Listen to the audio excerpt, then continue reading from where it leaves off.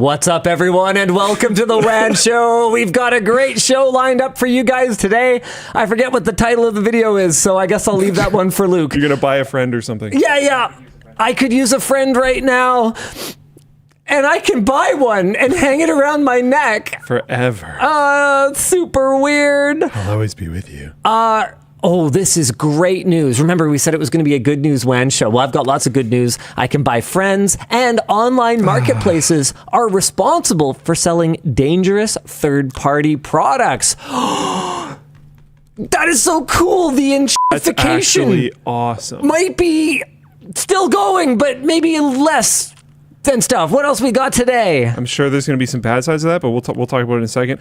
Can the EU save video games? A few weeks ago, the EU registered Stop Destroying Video Games as a citizen initiative, and we'll talk about how that works, how you can maybe help it, things like that later. Also, skill-based matchmaking might just be better. I don't know. I didn't think I liked it.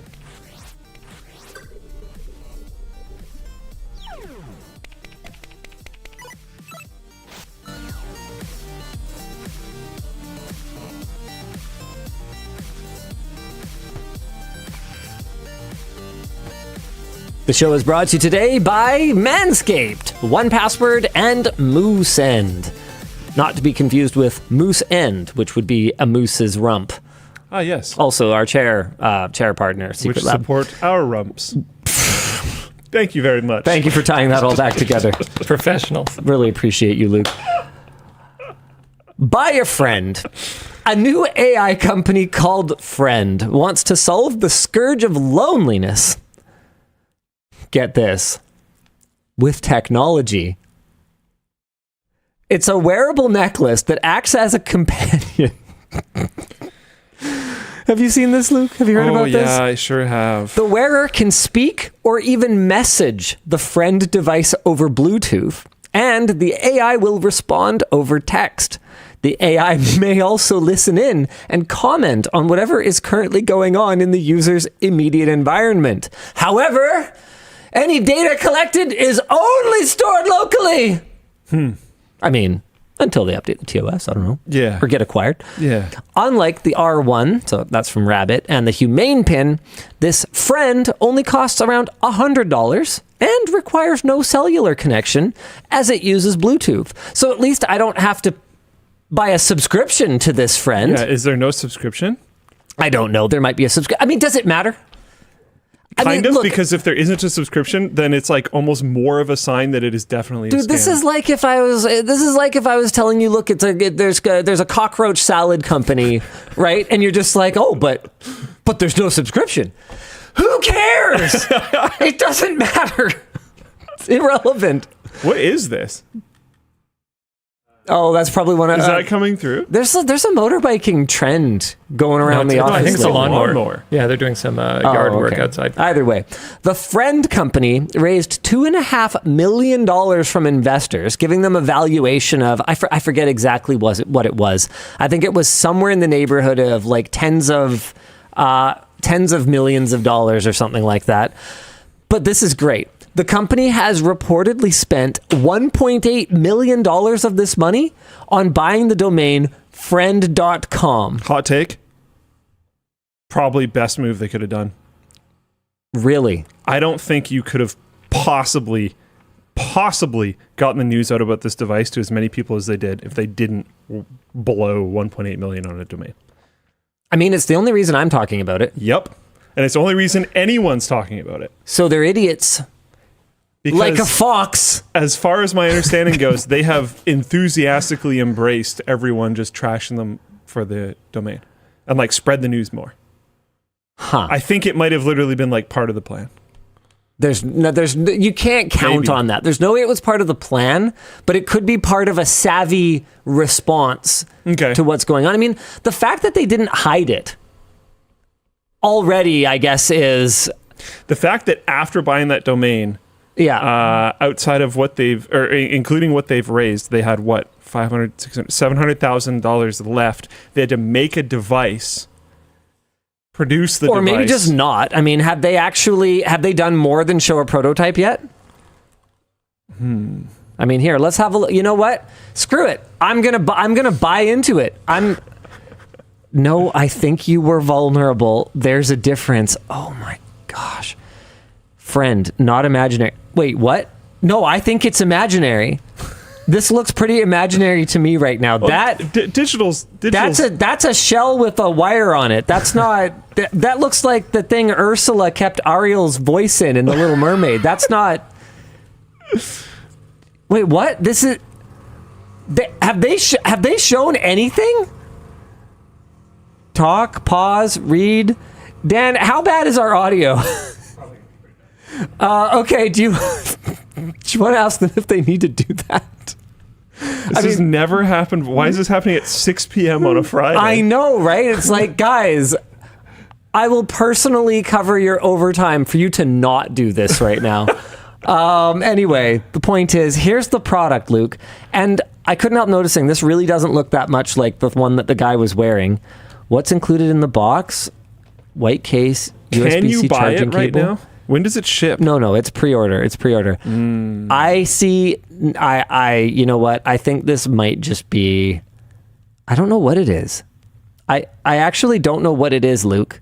This is.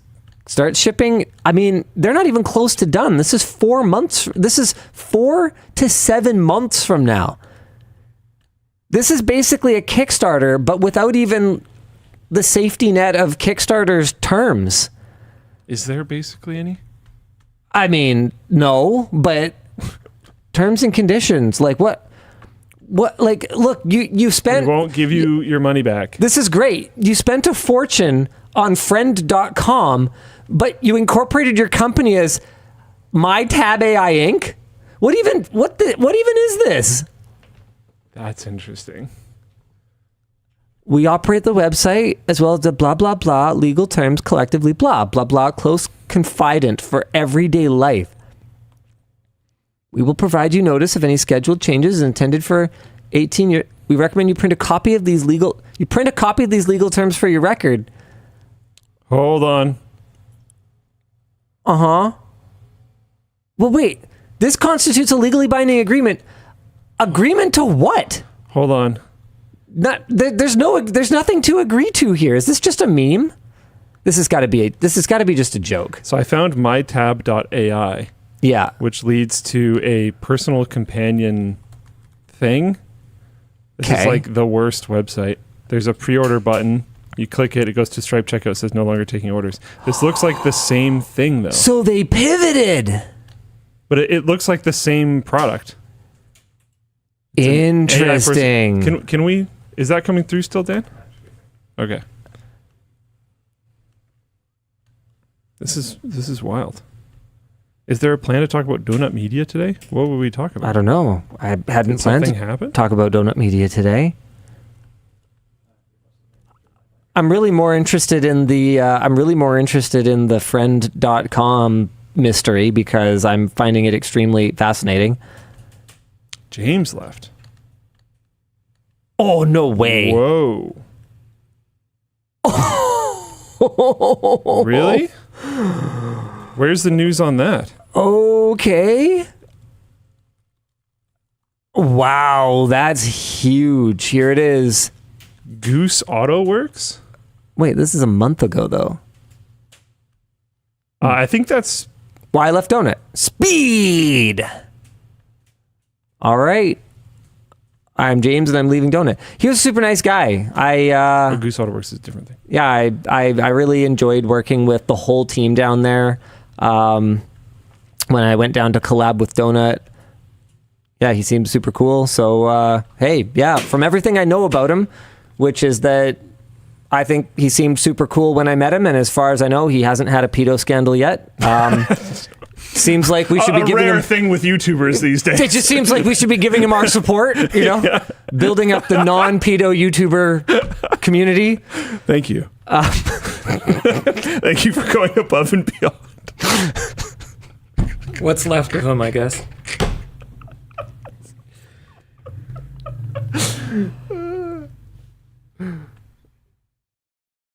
Oh, man.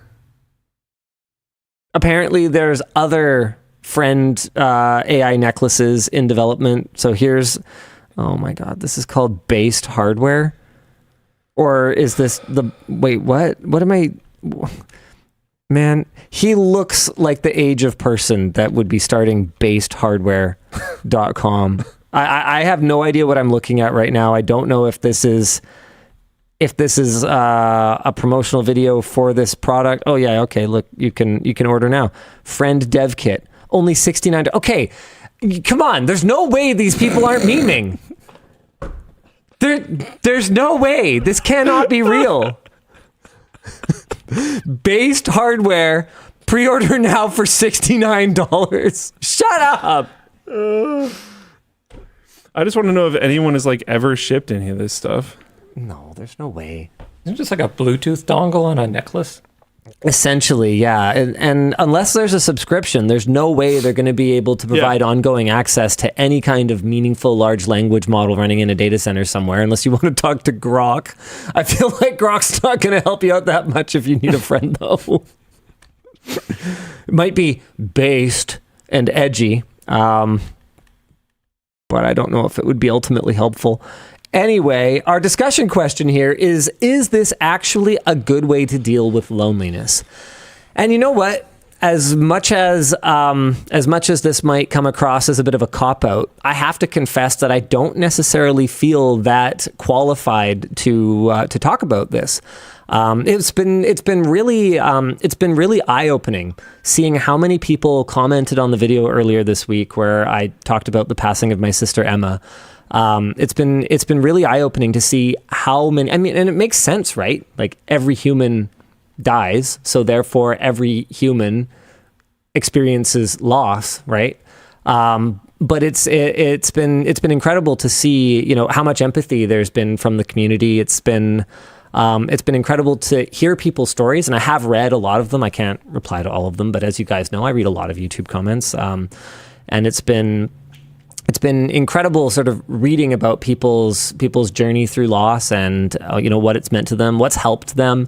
And the really sad ones are the ones where people are talking about, you know, not having a support network and you know, urging me to, you know, make sure that I'm using mine. And I'll tell you, like, I have been using mine. I've leaned on my family, my friends, my wife, who is also family, but for some reason, when you say family, a lot of people don't necessarily know that you mean my wife, you know, like it's, I think bloodline. Yeah, exactly. And so I guess what I'm trying to get at here is I don't feel qualified to talk about if this is actually a good way to deal with loneliness. So if anyone in the audience is kind of looking at a product like this and going, you know what, that would actually be really helpful to me, or I could see this being a stepping stone to learning to talk about my feelings better. Like I kind of want to hear from you guys, because I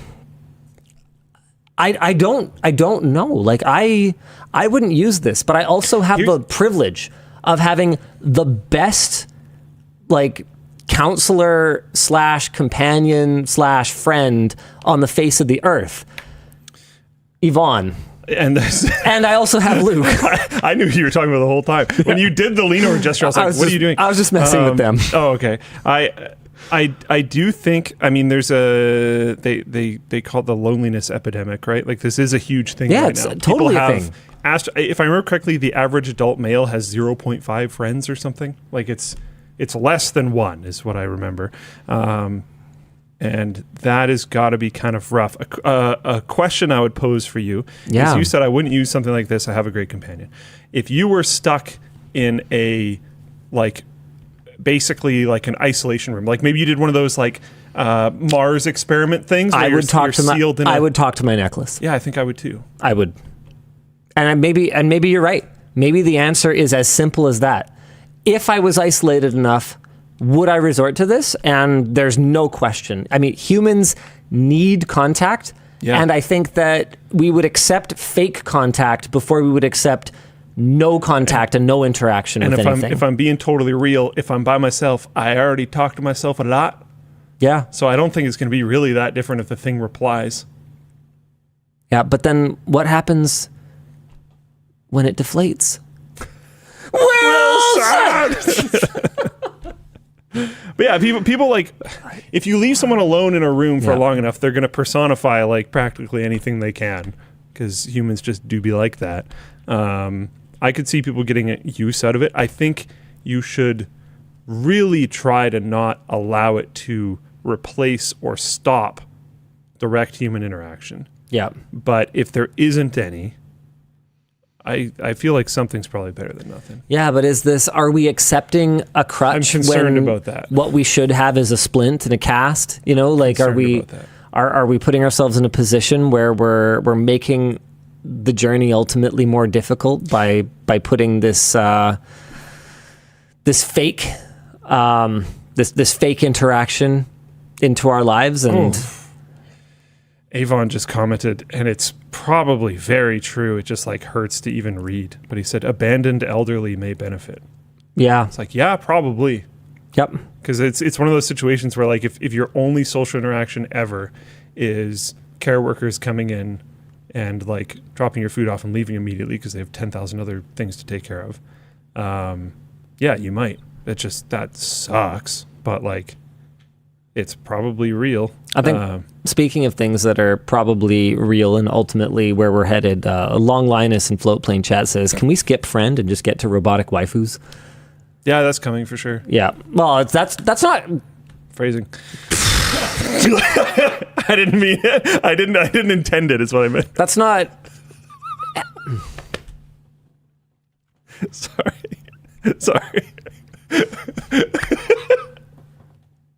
Okay. All right. Yeah. What I was trying to say is that's not coming eventually. It's coming right now.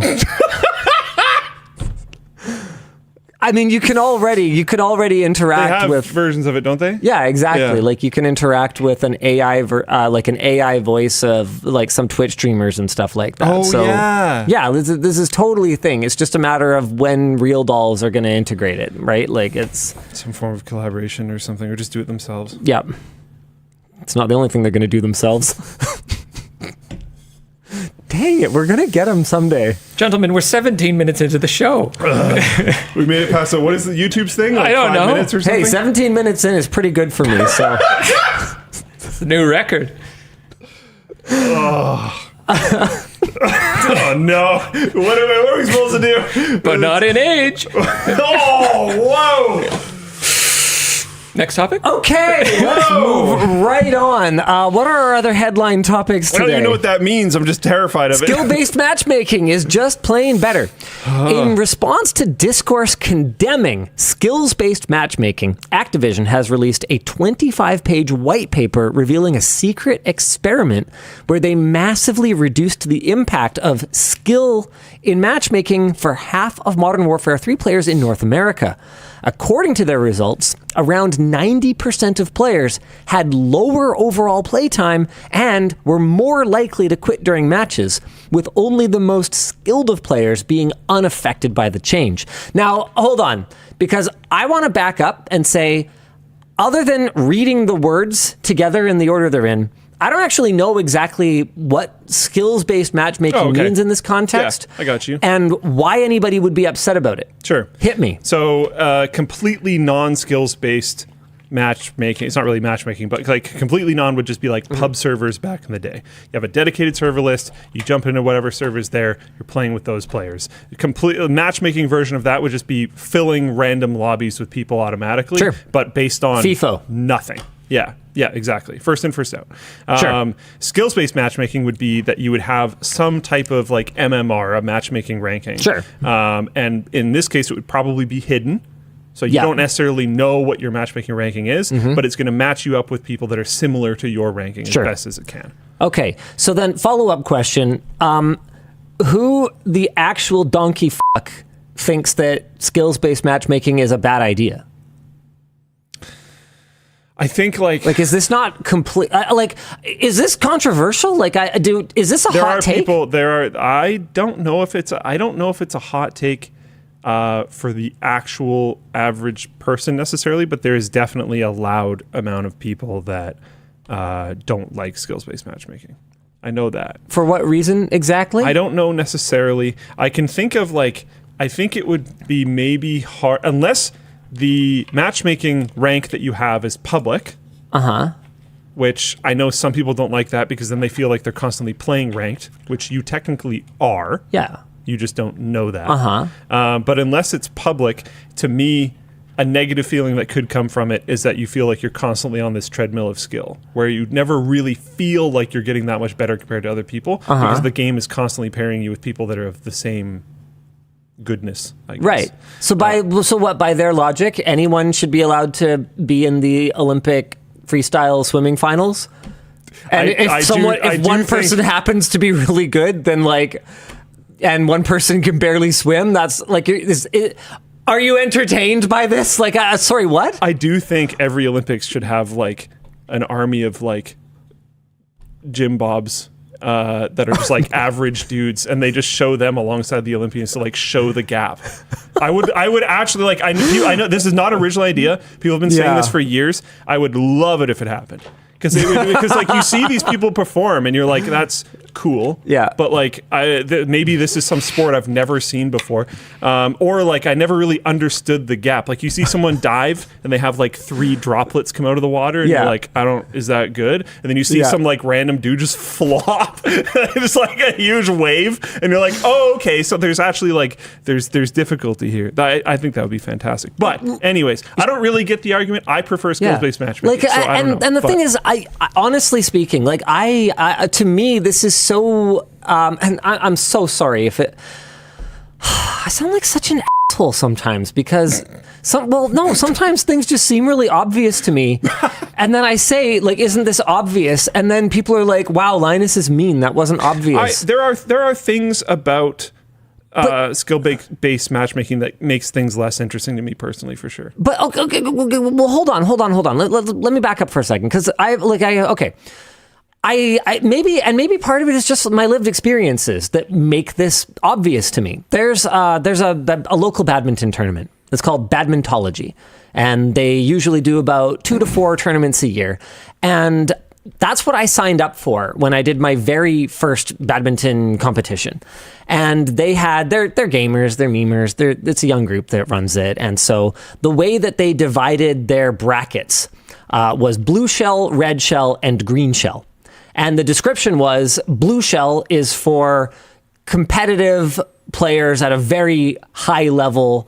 Like if you've ever competed provincially or nationally, so this is Mario Kart. You should be in here. Yeah, exactly. Red shell was if you play regularly and compete hard, and green shell was for if you are just getting into the sport and you're looking for a friendly competition. I signed up for green shell because that was a description of me. I was playing every week, but I'd only really been doing it for 6 months to a year or something like that. I showed up for my first match, got absolutely f***ing shit wrecked by someone who was sandbagging in a lower tier.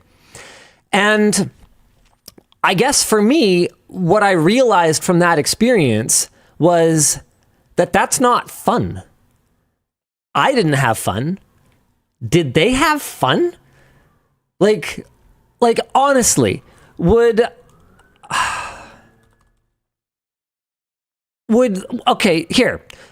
a good example. Would Magnus Carlsen have fun, like, destroying my son at chess? Have you seen some of his, he puts a blindfold on and then plays 5 people at the same time? That's totally different. So sick. No, I know. Because I'm talking about sick. In what is supposed to be I think it would be really boring a level match. I'm sure it would be.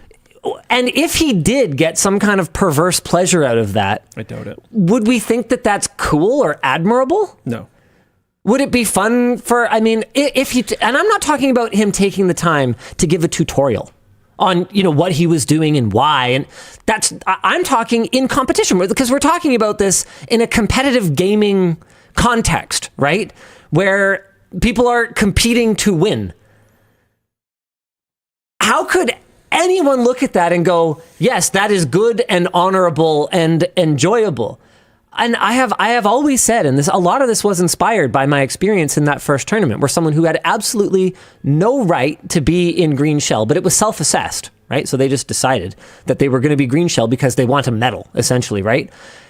Is that medal valuable? I mean, we mock participation trophies, but you're basically self-opting into a participation trophy for yourself by like competing in the kids league. Like, what's wrong with you? I think you have some long-term resentment over this this particular occasion. Well, it's not the resentment. It's a desire to fix it.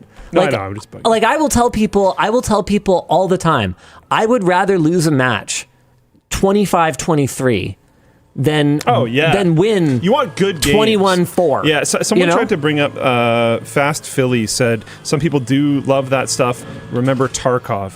And I don't necessarily think that's true for Tarkov. I understand what you're trying to get at, but like when I used to play, if you could tell, like you can see in Tarkov the level of the person that you took down. And if they were a low-level player, I wouldn't necessarily automatically do this. But I would, if they were a low-level player, I would look at the kit that they brought in and be like, is this a low-level player who's played a lot, but just they didn't go super hard this season? Yeah. Or is this actually a new player? And if it was a new player, I'd throw all their stuff in a bush so they get it back in insurance. Because like I actually don't. I'm not like super proud of that W, you know? Yeah. But I think sometimes like some things that I do like about not skill-based matchmaking is like if I think about playing TF2 mostly, most of these are going to come from TF2. Sure. But I think about playing TF2 back in the day, especially with really big lobby games. If it's like a 5 versus 5, I can't think of many scenarios where I liked non-skill-based matchmaking. But big lobby games, you'd find like the one good person on the other team. And even if you weren't doing that well, trying to like hunt that person down had a very deep level of satisfaction to it. Like maybe I'm not doing that great in the game, but if I can impact this game by taking down their star player every once in a while through like certain weird type of gameplay, then that's like really fun to me. I think there's emergent types of gameplay. I think there's emergent interactions that happen from mixing pot instead of skill-based matchmaking. And I think there's a little bit of forever treadmill that comes from skill-based matchmaking that I think might be like part of this story is that 90% of players had a lower overall playtime when it wasn't skill-based matchmaking. Yeah. And I don't know personally that all of that is just because they enjoyed the game more. I would say that as much as I do think skill-based matchmaking is in general better, I suspect some of that increased playtime is because of the forever treadmill of I'm always slightly behind. Sure. You never had a game where you were number one. You never like these things didn't really happen because the game is designed to not really allow that to happen. Sure. So I don't know. I understand why some people might think it's negative. Yeah. Personally, I think overall it is more positive. I do see a lot of people talking about how like, what if I, just want to relax and play a game for fun without trying too hard? And it's like, right, but the issue is that you're playing a competitive game.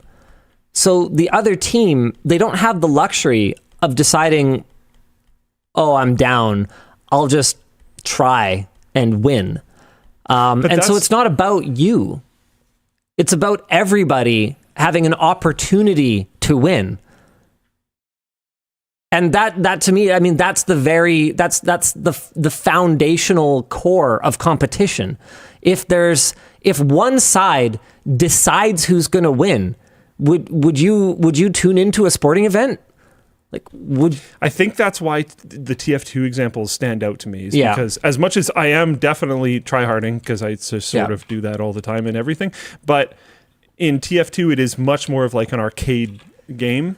Yeah, with a huge lobby, because I'm used to like 16 versus 16 arcade style gameplay, and then that's where you're going to get a lot more of those emergent cases where you can like headhunt the top players and all this other type of stuff. But in TF2, just through the sheer law of numbers, unless people are being complete, and jackasses, and it's going to average out a lot better. The chances of it averaging out, it's also a more chaotic game. Yeah. There is absolutely skill in Team Fortress 2. Totally. But there's also absolutely stepping on a bomb just because, it just was flung across the map. It happens, right?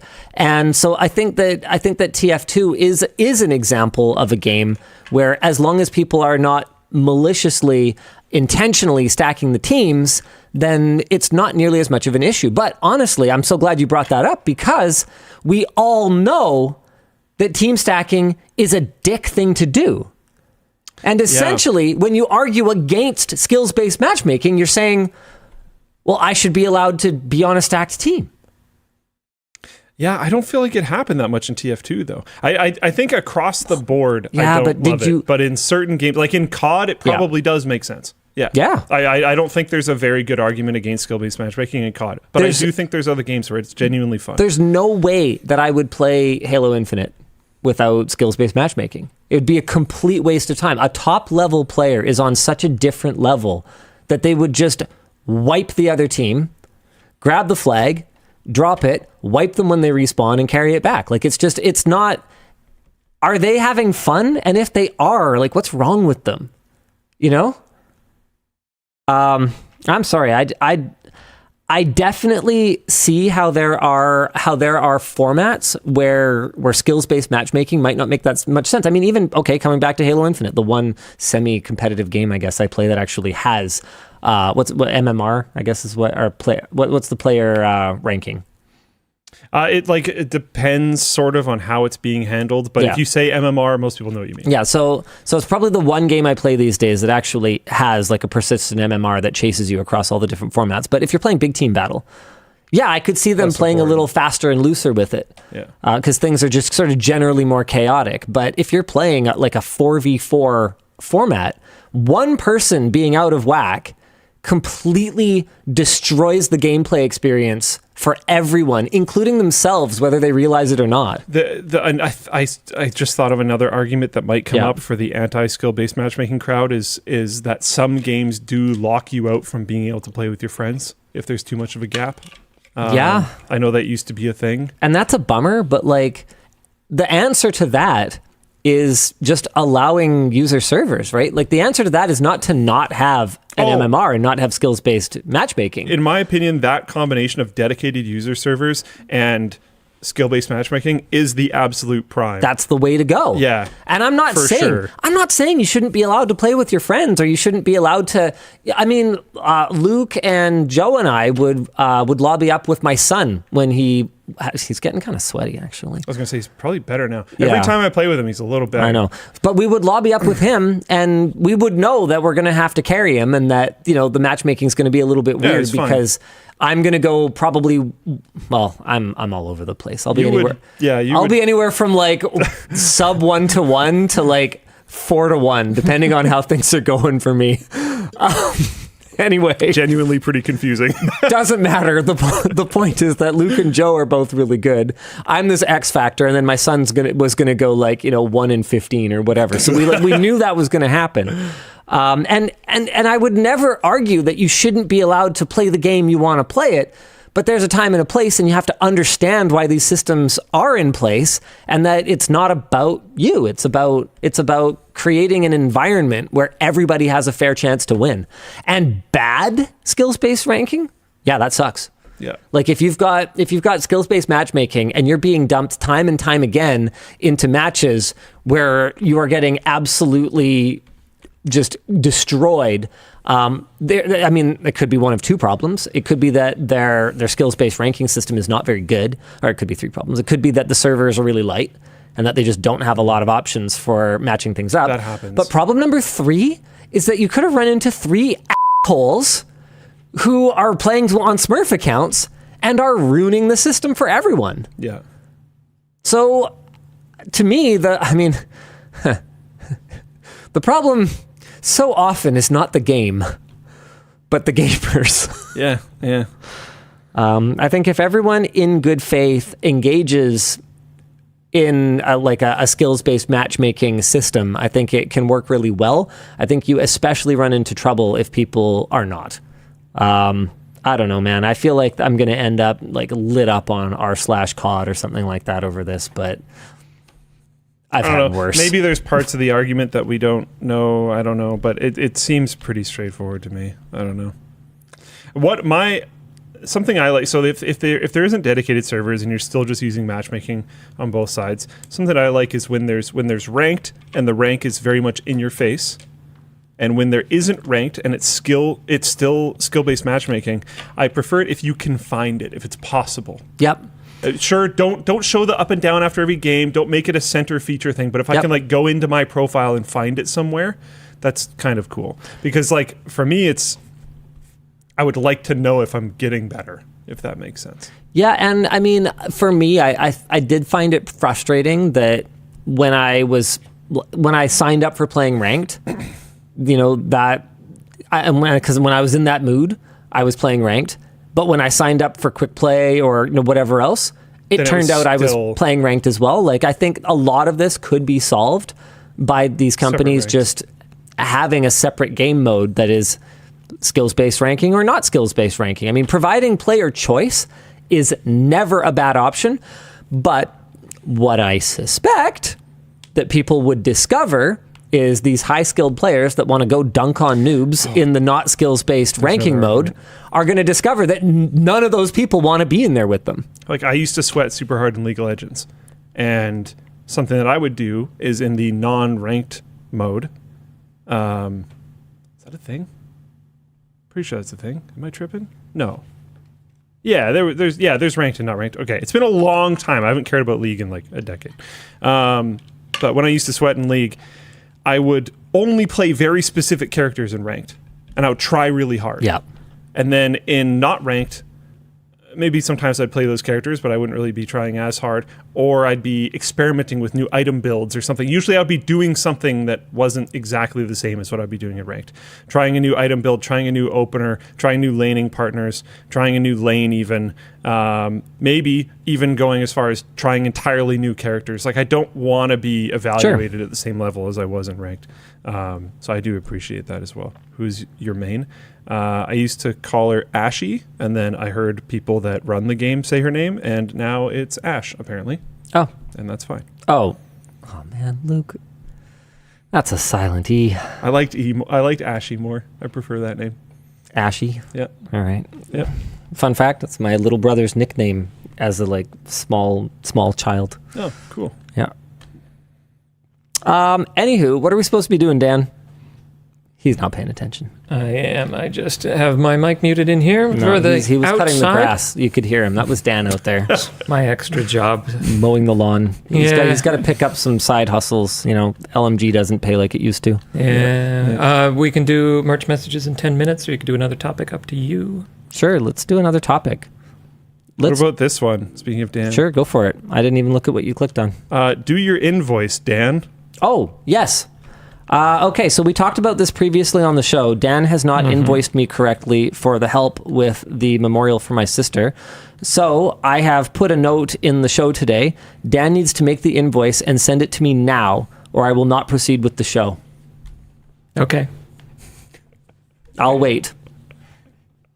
Luke, you can talk, but I will not participate in the show until Dan is done sending me a proper invoice. What do I go talk about? I'm...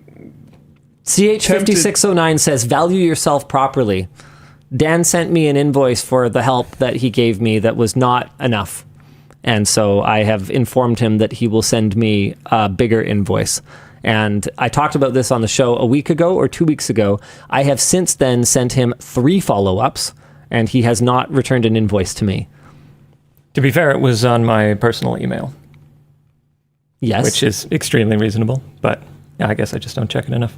I don't think that was the reason. Dude, I never check my personal email. It's like a problem, actually. Oh yeah, my personal email is just like delivery notifications. I basically don't have a personal email, which could be a problem someday if I ever just don't work here anymore, get fired or something. There you go. That's all right. sent. He promises that I have a proper invoice. I sent you a proper invoice once. This is a larger number money for a different rate card, but sure, whatever, dude. Fine. I don't know if I'm offended that you thought that I would give you a good rate or something, just because I don't know, man. No, Dan, look, I don't mean any offense by it. What I mean is that people should be valued for the... Look, Mark tried to comp me for the what was it? For the compilation from that one for the second... We had to do it. harrowing experience. We had to do a second memorial because my grandparents couldn't make it to the first one, and there was a whole bunch of family drama around that. Anyway, the point is, we had a compilation, which, by the way, the footage from the first one turned out great. Thank you very much, Dan. And Brandon. Our old camera editor, our old camera guy actually helped with it as well, so they both helped put the whole thing together for me. Anyway, Mark tried to comp me on the compilation that he did for that, and I'm having the same argument with him. I can't leverage stopping the show until he I didn't deals with it, comp you. You did. Let me put it this way. Hold on, I haven't even looked at this number yet. This is pretty funny to observe because Makes me feel bad. I think Dan is genuinely frustrated. I am. I don't know. He specifically said, don't give me a good rate because. So I just gave him the rate card for the work that I did. Well, and now he's like, it's wrong. Give me the different rate card. Then, Dan. So now I feel bad, and I'm getting called out publicly on it. I've been stewing on this. We need to have a conversation because I believe very strongly that you are undervaluing your time. That is my for that service that you bought from me. No, because the reason you can do that service is all the wealth of experience that you have. Like, yeah, you didn't do that much, but other people couldn't do it. I guess, yeah. No, yes. It's important. Even this, I don't think the hour count is right. But that's okay. You sent it to me in a sheet, so I can just edit it. Oh my God, this guy. All right, that's good enough. At least I'm on a Google Sheet, and as far as I can tell, I have sharing privileges on it, so I'll deal with it. Good chat. I'm quitting freelancing. These clients are awful. They either don't pay or they're like, I don't understand what a tip is. Just pay me in cash. It's like, you say 5%, don't tell the government. Oh, no. Oh, boy. I have an update while we're in the announcement section. I have an update. Love you guys. You too, Dan. on the video we did where we reviewed people's setups internally. Oh, yeah? I went to go actually buy Nolan a monitor. But? He has 2 sick new ones already. That monitor was just like a bait. Was he memeing on us? His other monitors were like flood damaged. So he borrowed that monitor from a friend. I want his lunch back. I want his $10 Uber Eats gift card back. He was waiting for his like flood damage insurance and then just balled out and bought 2 sick monitors. All right. Well, I mean, I was legitimately going to buy him a monitor.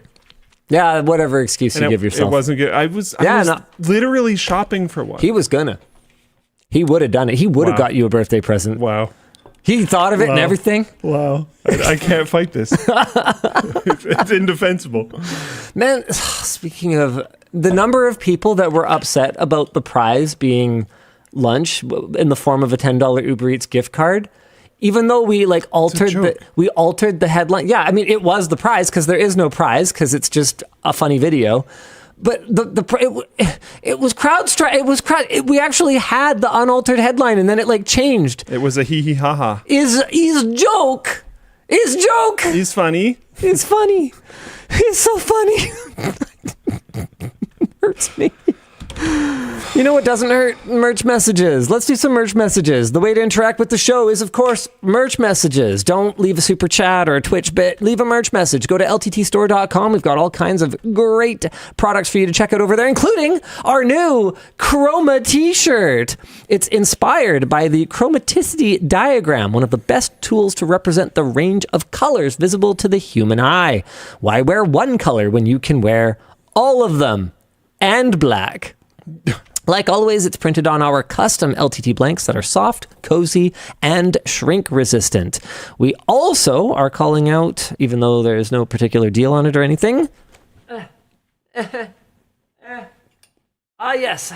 You can put it on? Yeah, it's going to take a while though because buttons. It's a paradigm that I've never really fully wrapped my head around. It's like a shirt that takes several times longer to put on because it has buttons on the front. But you know what? You can't argue with the look.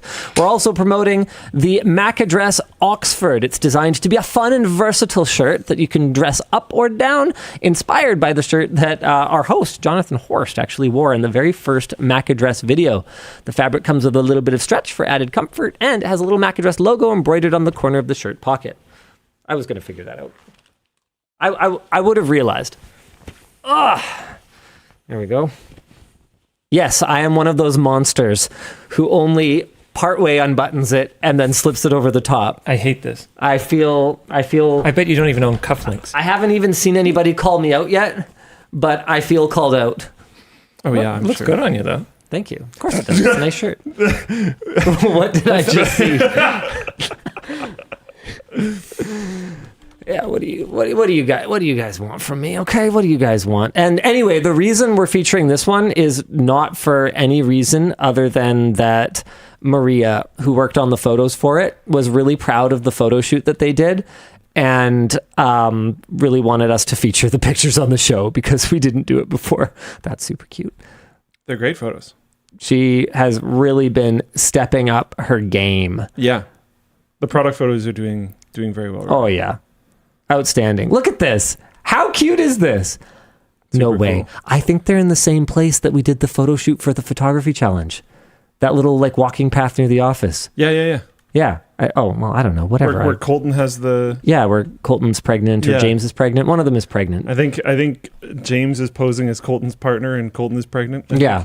Fantastic. And for those of you who don't know, there are both standard and tall sizes. Woo! What? No way. What? Oh, wait. Oh, well, apparently they've been popular. Small, tall, unavailable.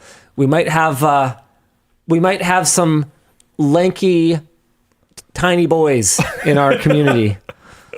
I want to see an LTT like vest to go along with it as well. Anyway, to leave a merch sick. message, all you got to do is add an item to your cart, leave a merch message, and check out, and it'll go to producer Dan, who will invoice you, bitterly complain about just wanting to be valued for his work or whatever. He'll forward it to someone internally or reply to it himself, pop it up at the bottom like this, or he will curate it for me and Luke to respond to. Why don't we do a couple curated ones to show the people how it works?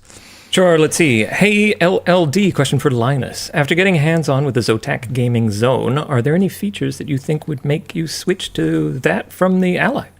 I mean, the fact that it is the only non-Steam Deck that has... if I recall correctly, man, I don't want to say the wrong thing, so I'm just going to double check and make sure that it's the right one that I remember. I believe it comes with dual trackpads, though. Yeah, if I recall correctly, it's the only non-Steam Deck handheld that has dual trackpads. So if you wanted the improved performance of the Z1 Extreme compared to the Steam Deck, which is a significant uplift, but you wanted dual trackpads, then this kind of seems like the only game in town. Everything else about it seemed pretty fine, I guess. But I think that is their most obvious. That's their most obvious selling point. The adjustable triggers is kind of cool. Personally, I don't use them, but this really opens up different gaming experiences that with dual joysticks is not necessarily possible. I know it's a bit of a dead meme, but Civ. Having touchpads like that is a lot nicer How is compared Civ to a joysticks. dead meme? People love Civilization. No, I just mean like we've been saying that for like 8 years or something. Oh, sure. Like it's always been the example for like, oh, this would be cool. Oh, I can use this Steam controller from like what was like 2015 or whatever, so I can play Civ on my couch. Like it's been the same example the whole time. Wow, people are super called out. Kifrig is like, I'm playing Civ right now. Yeah, that's cool. How dare you? Good. I added the last part. He felt it though. Hit me, Dan. Hello guys, a month or two ago, Raspberry Pi went public. Many worry that they will now become like any other greedy corporate company. What are your thoughts? I would be lying if I wasn't a bit worried. That is sort of the point. Honestly speaking, I've been kind of observing that the Raspberry Pi Foundation already wasn't really doing Raspberry Pi Foundation things. Like And you know what? I'm sure that there are factors that I'm not aware of. I don't have any insider knowledge here or anything like that. But the fact that it has been so difficult to get a Raspberry Pi, like a first-party Raspberry Pi at MSRP for so long, to me is just a clear indication that they don't want to make enough of them at the super low price. If it was over the course of the silicon shortage during the pandemic, or if it was for a short period of time, apparently it hasn't been hard to get an MSRP Pi for over a year. So okay, the sold out for most is selling. Yeah, I don't know. It's also been a huge known problem of Raspberry Pi since like basically launch, and they've launched in 2012. So like okay, them just solving it in the last years. Well, yes and no. I mean, they have had valid reasons for a lot of that time. So all I can really say is it seemed to me that they were operating less like a not-for-profit foundation and more like just a company that makes little computers for a long time.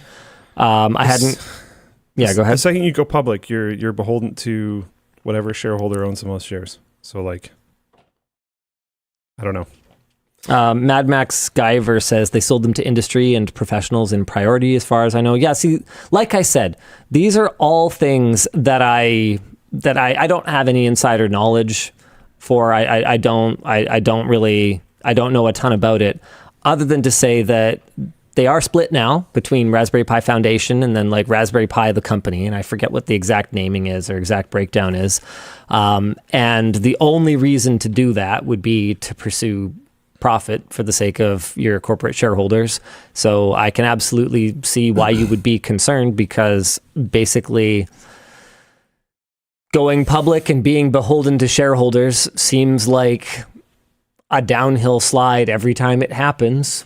With that said, I mean, there's no reason to say that a company couldn't be terrible because of private equity holders. Like, I mean, oh yeah, absolutely. Yeah. Just because you don't go public doesn't mean you're a good company. It might even like mean the opposite. You want to be able to do more things in the shade. Apparently Sony is a major stakeholder. Okay, well that's fun. This link has a locator for Raspberry Pis at MSRP. rpilocator.com. All right. So Pi Shop US and Pi Shop Canada are both in stock. What is update status? No. What does that even mean? Add to cart, yeah, in stock. Well, so there you go. Maybe everything's fine, at least for now. Good luck, everybody. Hit me with one more, Dan. Sure. Let's have a look. Hey, Bo, Luke, and Daisy. Thoughts on how to get a change in niche duopoly? I work in radiotherapy physics, and choice is cheap and bad versus expensive and good. How to make cheap up their game at least a little. Wow. You want me to solve like antitrust issues? Good luck, bro. You got this. You have 180 characters. Go. Yeah. Good luck, everybody. I send them words of encouragement. You know, while you're at it, you want to solve capitalism? Yeah. Hunger. Okay. I appreciate the desire, but I don't think there's really anything you can do. Cheap isn't going to be incentivized by. They're both really not really going to be incentivized by anything other than profit. If you can convince cheap, they'll get more of the market if they make their things better. But they're probably getting their market by being affordable. Yeah, and and that's probably affecting their R&D budgets. Yep.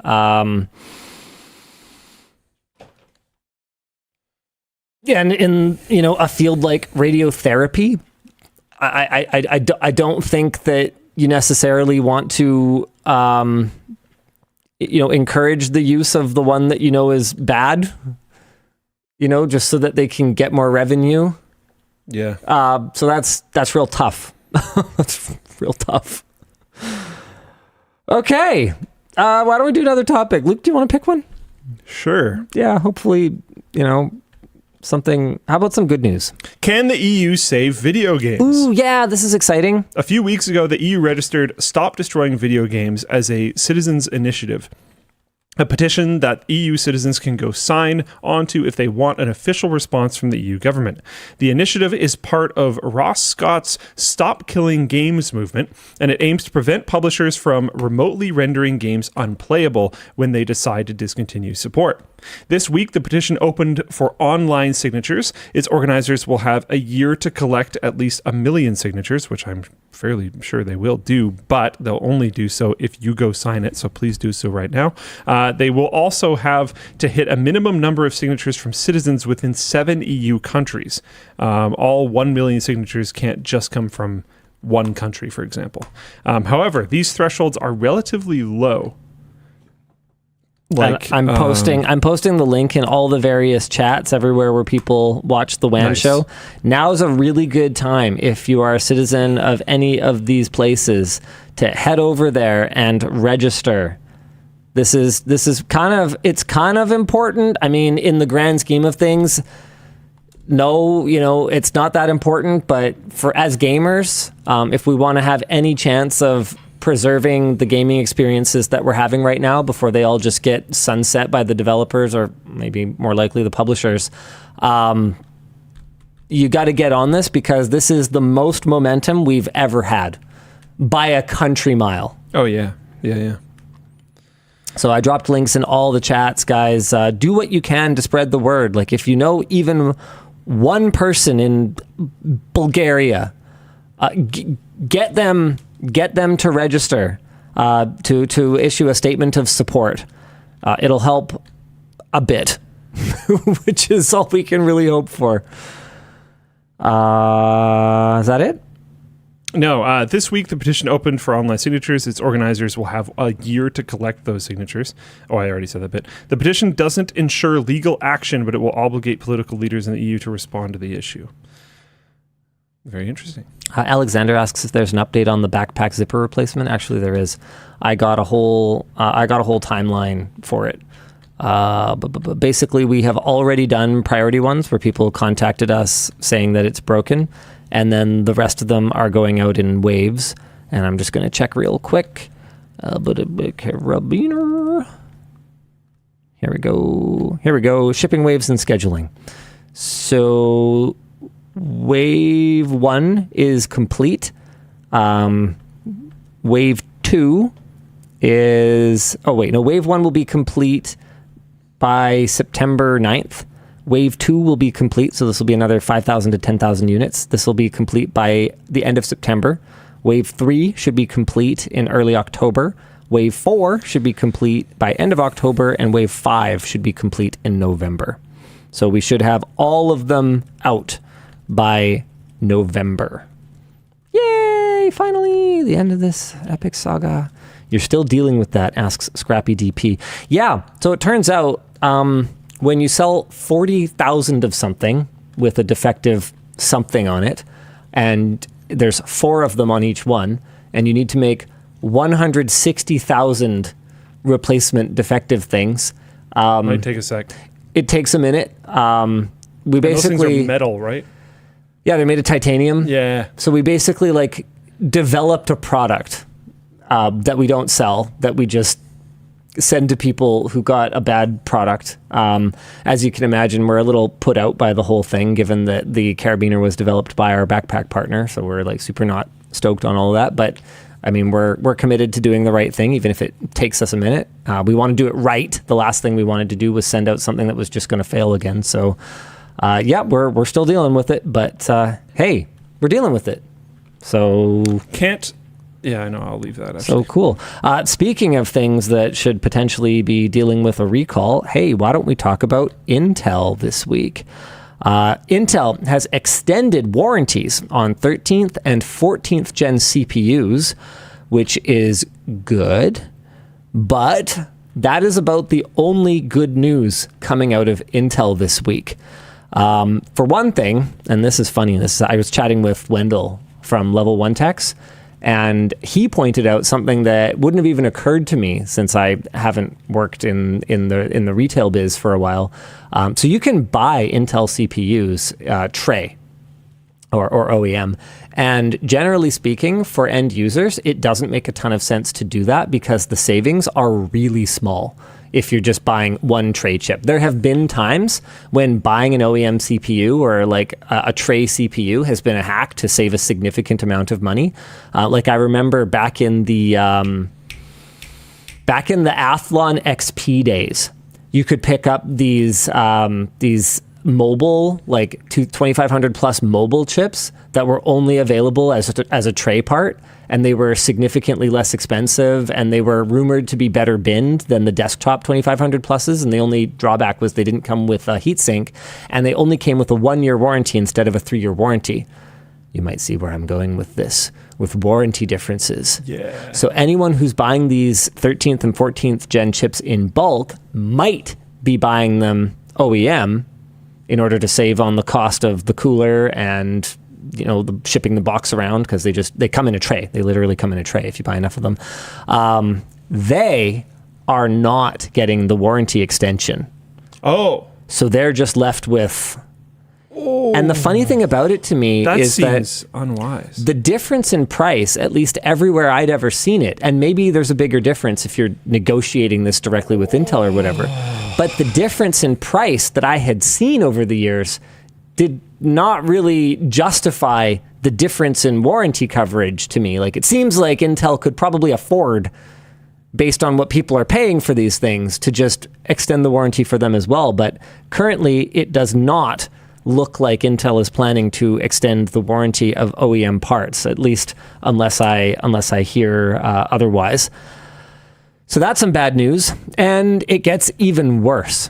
This week, Intel announced 15,000 layoffs, and I've got to say, I don't think that number is actually fully up to date. Because more? Yeah. Really? The scuttlebutt in the office this morning, it's gone up. Intel says it will cut around 19,000 jobs as it aims to save $10 billion in a year. They also are apparently canceling anything non-essential in order to cut costs. Intel stock recently hit a 50-year low, and this is why I don't give financial advice. And this follows 2 consecutive quarters of financial losses. It is unclear how well the company will shoulder the cost of outsourcing its upcoming Lunar Lake chips. So Intel has traditionally enjoyed very good margins on their silicon products because they do their fabrication in-house. But they have chips coming that are not fabricated by Intel's own fab. I still believe in Pat Gelsinger's vision, if he does get a chance to execute on it, of turning Intel into a fab company as well as a chip company. I still think that's maybe at this point the only path forward for them. But my goodness, has this ever been a rough week. Sorry. Yeah, what are you looking at? I don't know all the history behind this yet, but of course, Wall Street Bets has some epicness. Oh yeah. Looks like someone dropped $700K on Intel, like right then, and it has a current return of minus 200,000. Man, I've seen some wild loss porn. Well, I've seen a lot worse than this, but just this is on topic. That's all. That's pretty rough, though. Pretty rough. Yeah. Also on the subject of Intel's CPU woes, in response to our video summarizing the current situation with unexpected degradation on 13th and 14th gen CPUs on Techquickie, some commenters felt that the video included out-of-date explanations and unnecessarily placed blame on Intel's motherboard partners. And our discussion question here is, this is a perfect example of why we introduced our new bad faith comment policies across the forum and YouTube comments. Ironically, Reddit seems to be kind of self-moderating at this point, so we haven't made any changes there. But wow, wait, good job, Reddit. I know, right?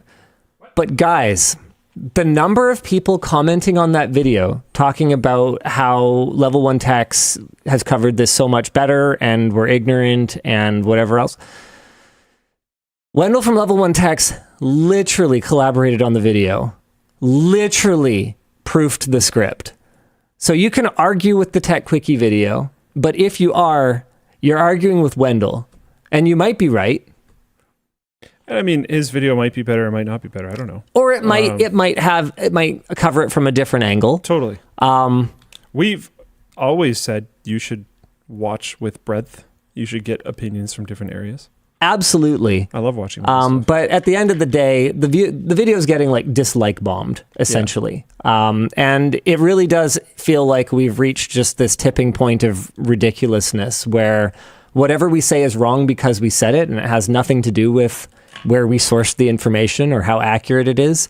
But we collaborated not just with Wendell from Level 1 Techs, but we also worked extensively with Kelt from Falcon Northwest, who has been working on this in the background for much longer than you guys have been aware of it or other members of the tech media have been aware of it, and has actually provided some really cool insights into how this whole thing has devolved to the point that it's reached now.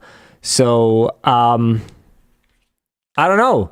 I guess good job outing yourself as someone who didn't watch the whole video or who's just not really open to anything we say. Conveniently, that makes it really easy for us to cull the herd. See you later. Never.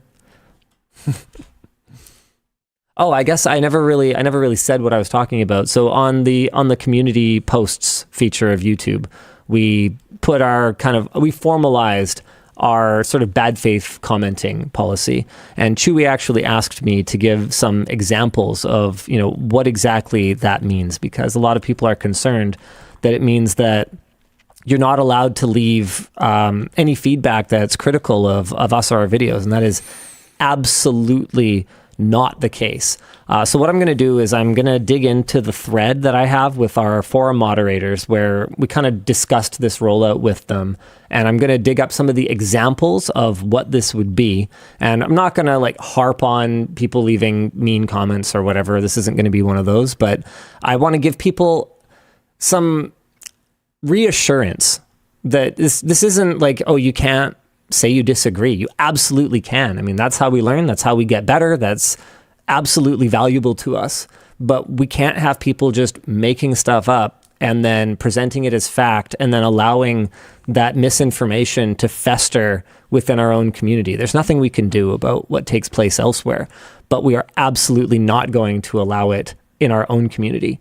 So one example that I'll give now is anyone who said that our PS Portal video was sponsored. That's it. You're gone. You're done. You're out. It wasn't. It just wasn't. You don't get to say something that isn't true on our platform. You don't get to just make it up and then be mad about it. That's not a right that you have, I'm afraid. Luke, do you want to do a topic real quick while I get signed into the forum? Because I'm not signed into the forum on this computer. Sure. Which probably makes sense because I probably shouldn't be. But now I will be. But now you're signed into everything else bad anyways, so it doesn't really matter. Let's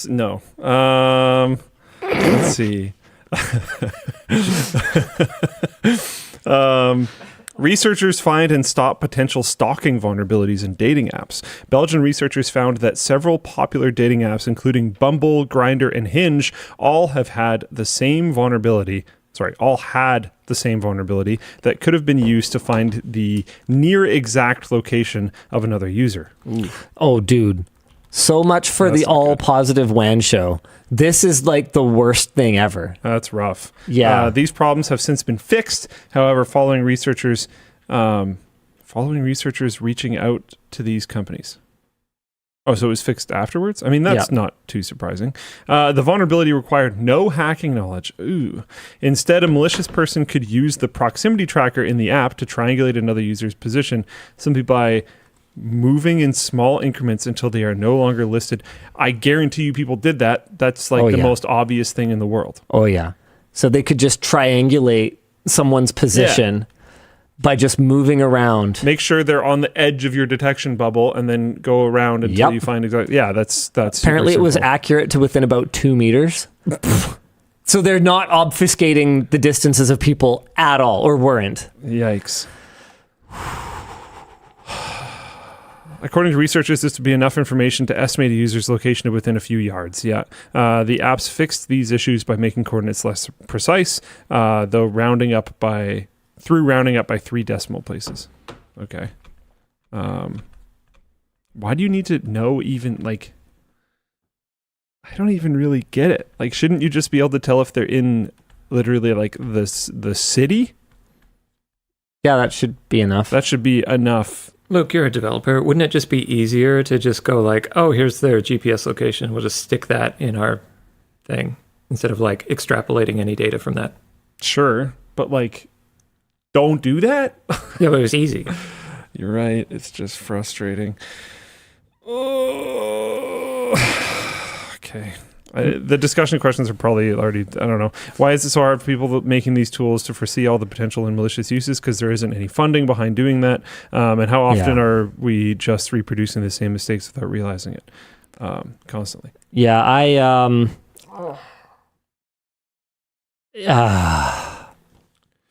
I mean, I don't expect them to come up with every malicious way that someone can use a tool.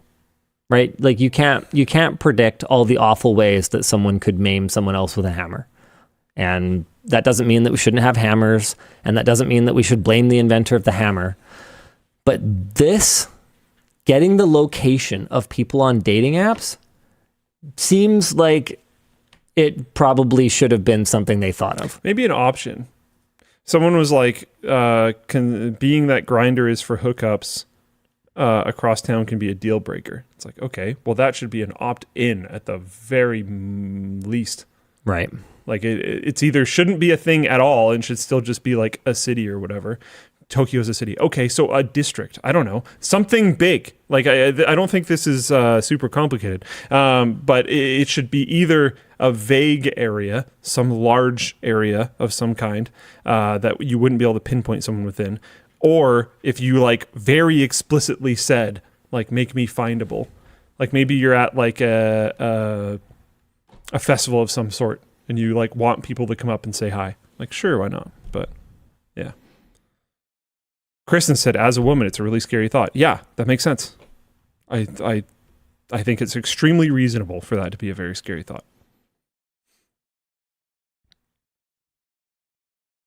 All right. I'm going to get through this as quickly as we can, just so that people have some examples of what we mean. Sure. So here's a comment where someone accuses us of dragging an LTT video out past the 10-minute mark so that we can milk more ads out of it, more YouTube ads out of it. That's awesome. So the issue here is that it's not even 10 minutes anymore. I forget what the limit is because we don't have mid-roll ads on LTT. So there's 2 problems. You don't get to make up a problem and then be mad about it. This kind of weird projection is another example of something that's just not going to pass anymore. I think this was on, it might have been the building. Oh shoot, I had meant to censor usernames. Well, whatever. Yeah, they've been in both so far. Oh, I thought it wasn't in the first one. It was. Whoops. Oh well, they'll get over it. So this, I think, was on the Building the CEO PC. The co-host was like scared of me or something, and I'm sitting here going, what are you even talking about? Let's see. Oh man, yeah, this one's a doozy. So this is on the we tried 5G blocking paint video. This guy might have eaten the paint. This Canadian company that makes this paint also sells a shield to put under your laptop because all laptop computers emit EMF, and continuous exposure has the potential to cause serious health problems such as sterility in men, blah, blah, blah, blah, blah. They also sell shielded hoodies, ball caps, bush hats, boxers, etc., etc., etc. Oddly, the children's items are t-shirts, no lotions or goggles either. This is my last visit to LTT. Yes, you are judged by the company you keep. Were you like making fun of it? Yeah. Nice. And so there's people that are worried that we're going to, there's people that are worried that just like jokes are going to get caught by this, bad faith policy. I could understand that. And I understand that. But this isn't about that. This is people who have such a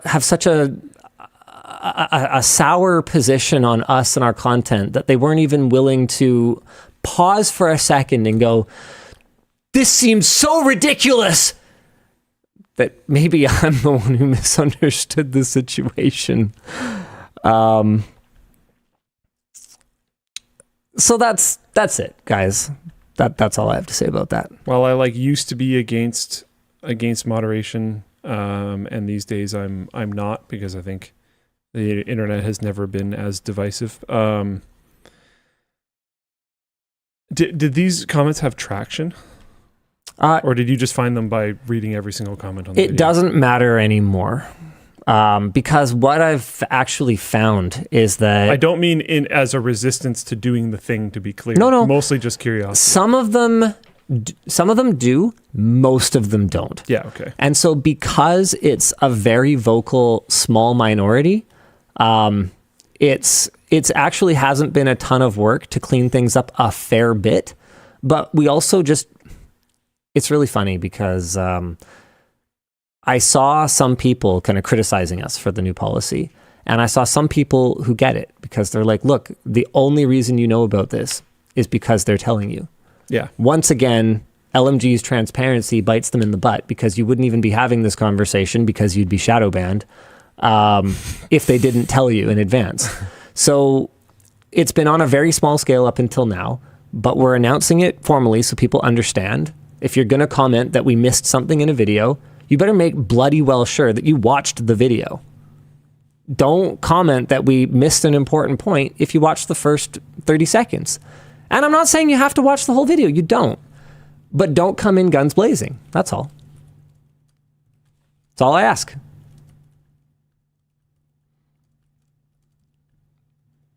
All right. Let's go. What do you want to talk about next? Dan, what are we supposed to do? Okay, well, why don't we talk about... YouTube continuing the ad blocker arms race. Users of various ad blockers have reported seeing blank, black screens on YouTube videos which linger for 5 to 20 seconds before the video plays. It is speculated that these are ads that have been partially blocked, and a possible sign of the server-side ad injection technology that YouTube is reportedly working on. Our discussion question here, actually, let's get to the discussion question in a minute. Here's what I want to know. Why exactly would you see a black screen if the ad is embedded within the video stream itself? How could an ad blocker block it but not block it? Do you have any kind of deeper understanding of how that would happen? Not really, to be honest. T. Lewis in Floatplane chat says, yeah, I got the black screen. Refreshing the page works, but it's weird. It makes it go away? As in you don't get the black screen anymore and the video just plays? I'm not sure what they mean by refreshing the page works. Kifrig says, I had those happen a while ago, but they stopped.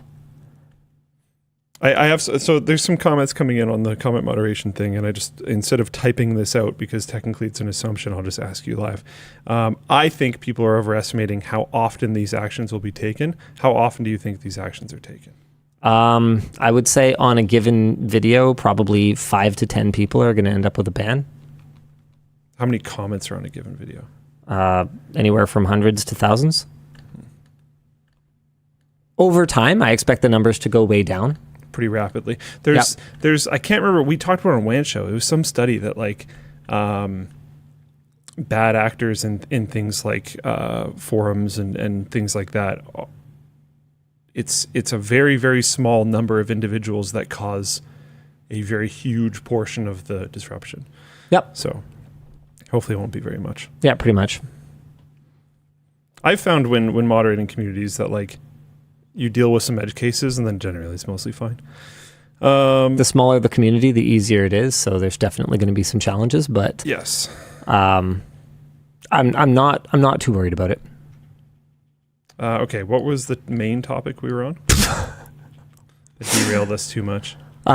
Users have reported seeing black screens on YouTube videos. I don't know how that would work. How could YouTube manage to serve a long black video sequence, but not the ad? Yeah, that's odd.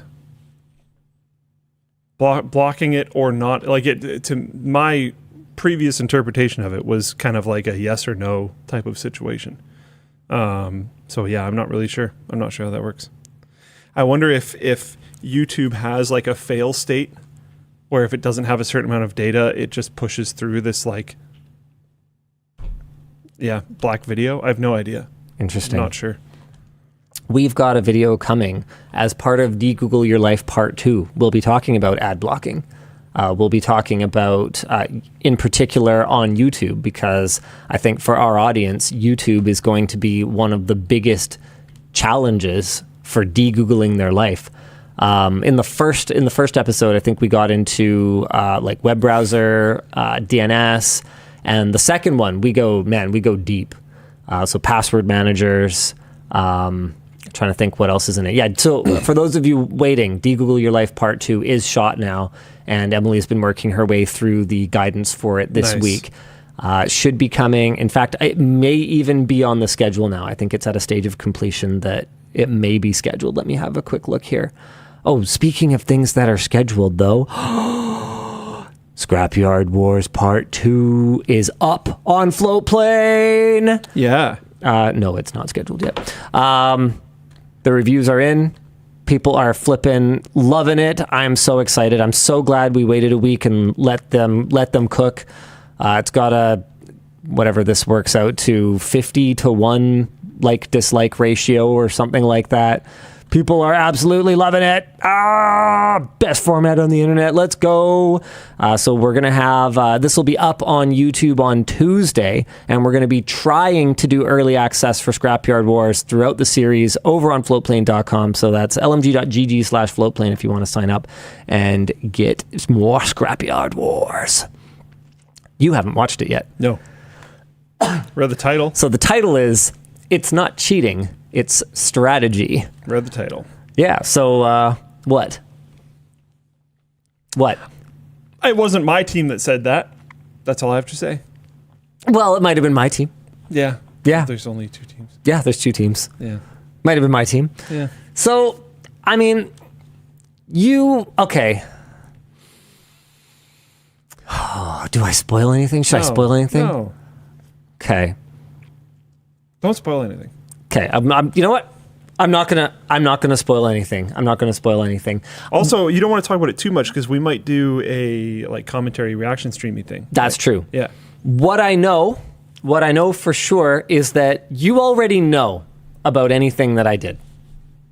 In fact, you knew at the time. So it couldn't be that bad. So it's just strategy. And if you don't like it, I mean, there's always the option of getting good. Yeah, okay. Yeah, this isn't the finale, so it doesn't even tell you anything that might or might not happen in the days, because I think this only goes up to partway through day 2 of the challenge. So there's lots more Scrapyard Wars to go. I think they were pushing initially for 3 episodes, and 4. After David and I looked at everything that happened, we were like, no. This is 4. No, it took place over only 3 days. Dude, in the last, didn't we... nope. Yeah, I can't talk about it. It's so frustrating. I know. It was... Because I was just going to mention something that happened in content that isn't even available anywhere yet. Yeah. On Floatplane. So it's don't do that. Okay, yeah, I need to not. Don't do that. It would have been pretty vague, but still... Yeah. It's just not worth it. I'll tell you what. I'll tell you guys one thing. You guys already saw Elijah's haircut in episode 1. There was a Floatplane challenge where they asked for 3,000 likes. Oh, yeah. 3,000 likes on a Floatplane exclusive. Yeah. And if that happened, Luke would work on Elijah's body hair again. Yeah. They did it today. So if you're on Floatplane, you can look forward to that exclusive. Luke gave Elijah a slit. An eyebrow slit. Yeah. It's just quite a way to say it. Yeah. He gave him an eyebrow slit. Yeah. Luke. Okay, they didn't give me the right tools. You did a great job. They didn't give me the right tools. All things considered, like the fact that you are a monkey I was not when it given the right comes to tools. working on hair. Why does this Exhibit keep happening? In the last 2 months, I've done 3 things with other people's hair. I don't think I've ever done anything with anyone else's hair ever before that time. Yeah, we know. What is happening? We know. Why does this keep happening? If that video gets 4,000 likes, he might let me do carving. Oh, no. And I could put a star on his head. Oh, no. He has not committed to this. I'm just saying he might. Oh, man. He might be willing. Anywho. And maybe this time I'll get the proper equipment. This is great. Durkee says, "Oh, Luke, we can tell, sweetie." Oh no. Okay, Dan, what are we doing? Durkee also said, "Do you really want his wife to divorce him?" She's still with him at this point. Yeah, I think they're probably good. Yeah, if she hasn't seen anything yet, like with his Belle Delphine merch at this point, then. Wait, what was I saying? If she hasn't seen anything to scare her off yet, I don't think it's going to happen now. Yeah, some minor haircut changes. One other small Scrapyard Wars announcement. Our season partner, Jawa, has launched their Scrapyard Wars giveaways, and you can check them out at the link in the video description.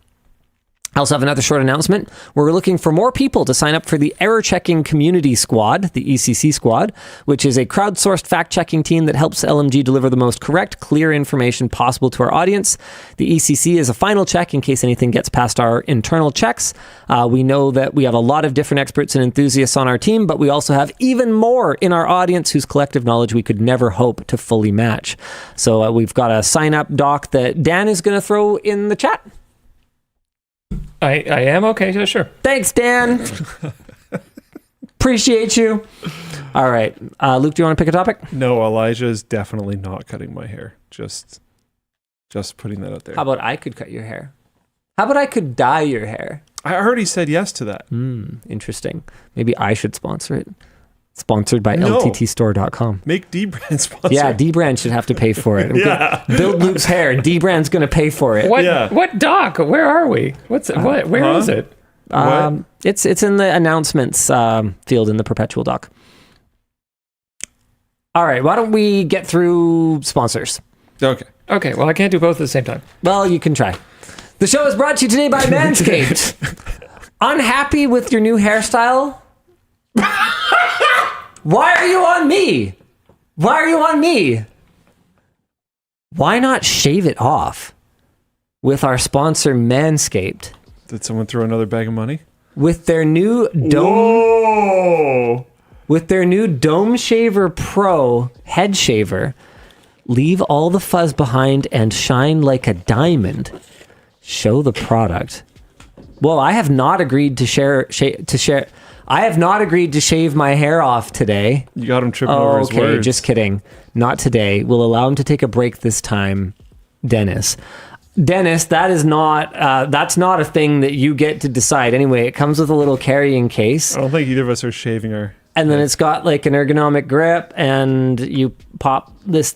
That genuinely looks very convenient. Hold on. If you had a bald head. Let me see if I can figure... Oh, yeah, okay. It pops on like that.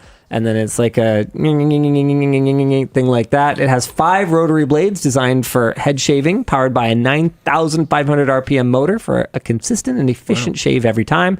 And it has a magnetic blade head, making cleaning and replacing the blades a breeze.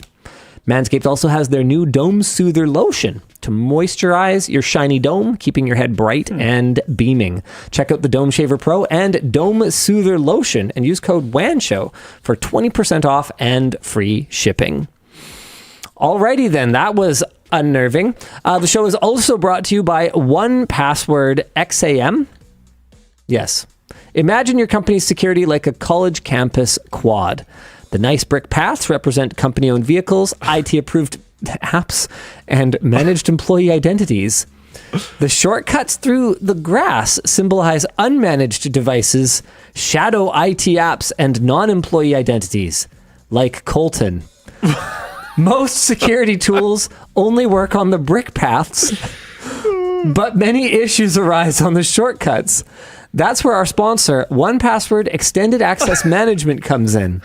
It brings all these unmanaged devices, apps, and identities under control, ensuring strong and protected user credentials. What am I looking at? Who knows? This is the best explanation of exam ever.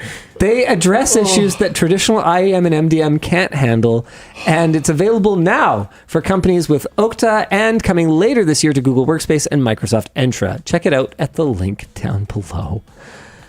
The show is also brought to you by Moosend, Moosend affiliate. Struggling to herd your customers in? Who is that? Is that Probably me? you. Yeah, it's you. Okay. Our sponsor, Moosend, will help you wrangle in those leads and get the most out of your business. They offer a suite of tools designed to improve customer relationships through personalized outreach. With Moosend, you can create visually appealing email campaigns using customizable templates, segmentation tools, and personalized dynamic elements. So if you're tired of manually typing out long, beefy responses, you can use their pre-made automation templates or create your own with their flexible drag-and-drop builder. And after you've launched your campaign, you can calculate your next steps with their advanced analytical tools. Moosend offers integrations with popular e-commerce platforms, allowing businesses to streamline all their marketing efforts. Prepare to be utterly amazed by what Moosend can do for you. Well, you couldn't even find a stock image with legs? Try them out for free for 30 days and save 10% at the link in the video description. Look at the horse. Oh. Like what am I that band dressage athlete? Oh, you didn't see this? No. It was one of the earliest Olympic scandals. Oh. Yeah. Oh, wait, I think you told me about this. one of the Luke is not up on the dressage discourse. Okay, see, I think it should be pronounced just dressage, but people keep saying dressage, so I'm like, what? Isn't it French? Well, that's what I thought. I thought it was dressage. No, but some words are like that, where English people are stupid and don't know that it has a French origin, so they're like, anybody that dressage.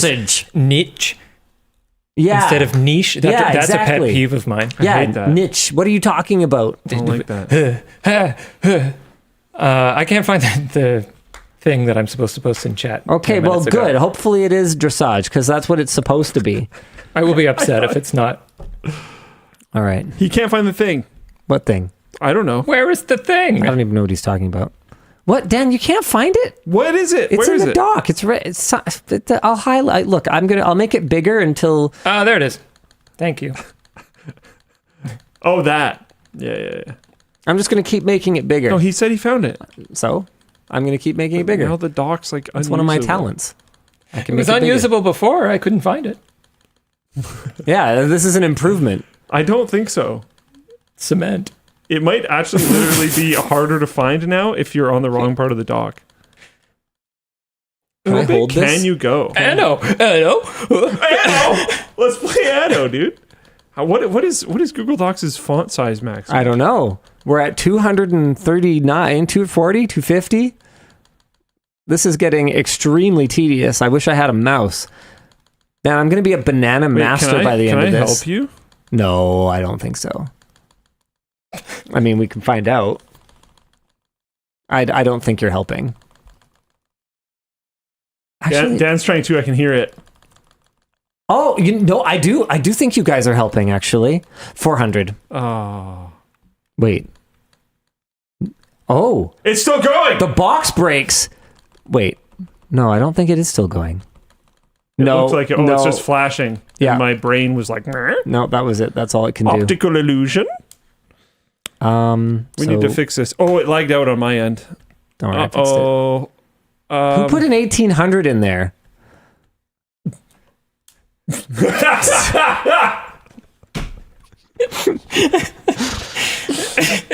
Oh man.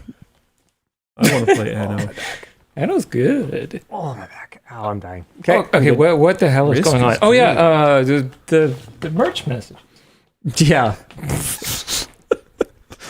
What even is the show today? My job. I don't know. I am not doing good. Let's see. Hey, LLD, I wanted to ask Linus, how do you find fulfillment and satisfaction in life and your career? Working in such a quick-moving and competitive industry, how can you be happy with enough? Well, then you should ask me that. Wow. They wanted to ask me, but Wow. they didn't. So now I'm sorry. That's another pet peeve. don't really feel... Hey, can I I apologize. ask you a question? You just did! You're wasting my time. Without consent!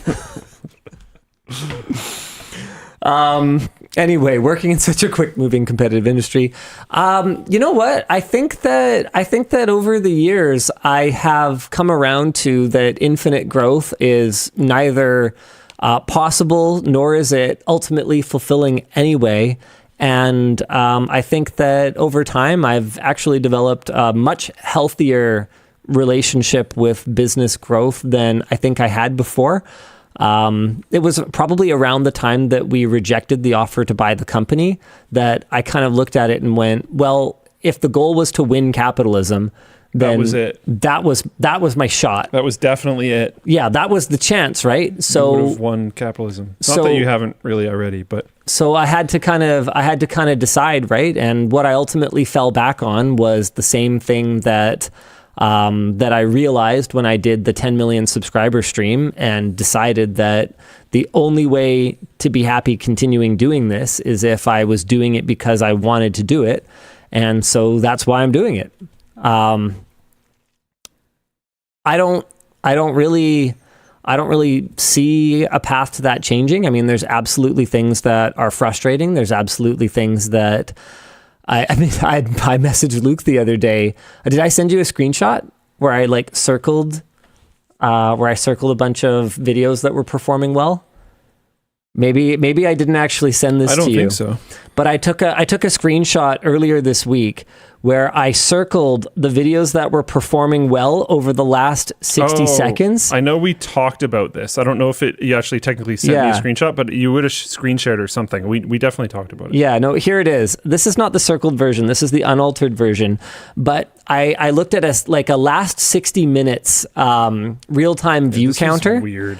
And one of them was our most recent release.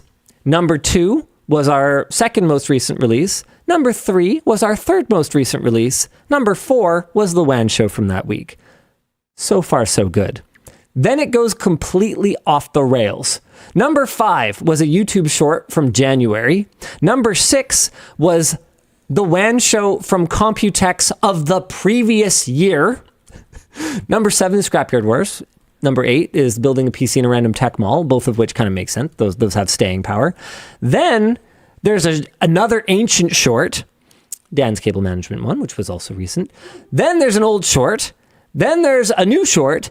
Then there's a live stream. I pray this computer sucks because I'm going to sell it for $1. A live stream VOD from That's old. over a year ago. Yeah. Then 2 more ancient WAN shows. Ancient WAN shows have some really weird. How can there ever be, what did it work out to? 4 streams. No.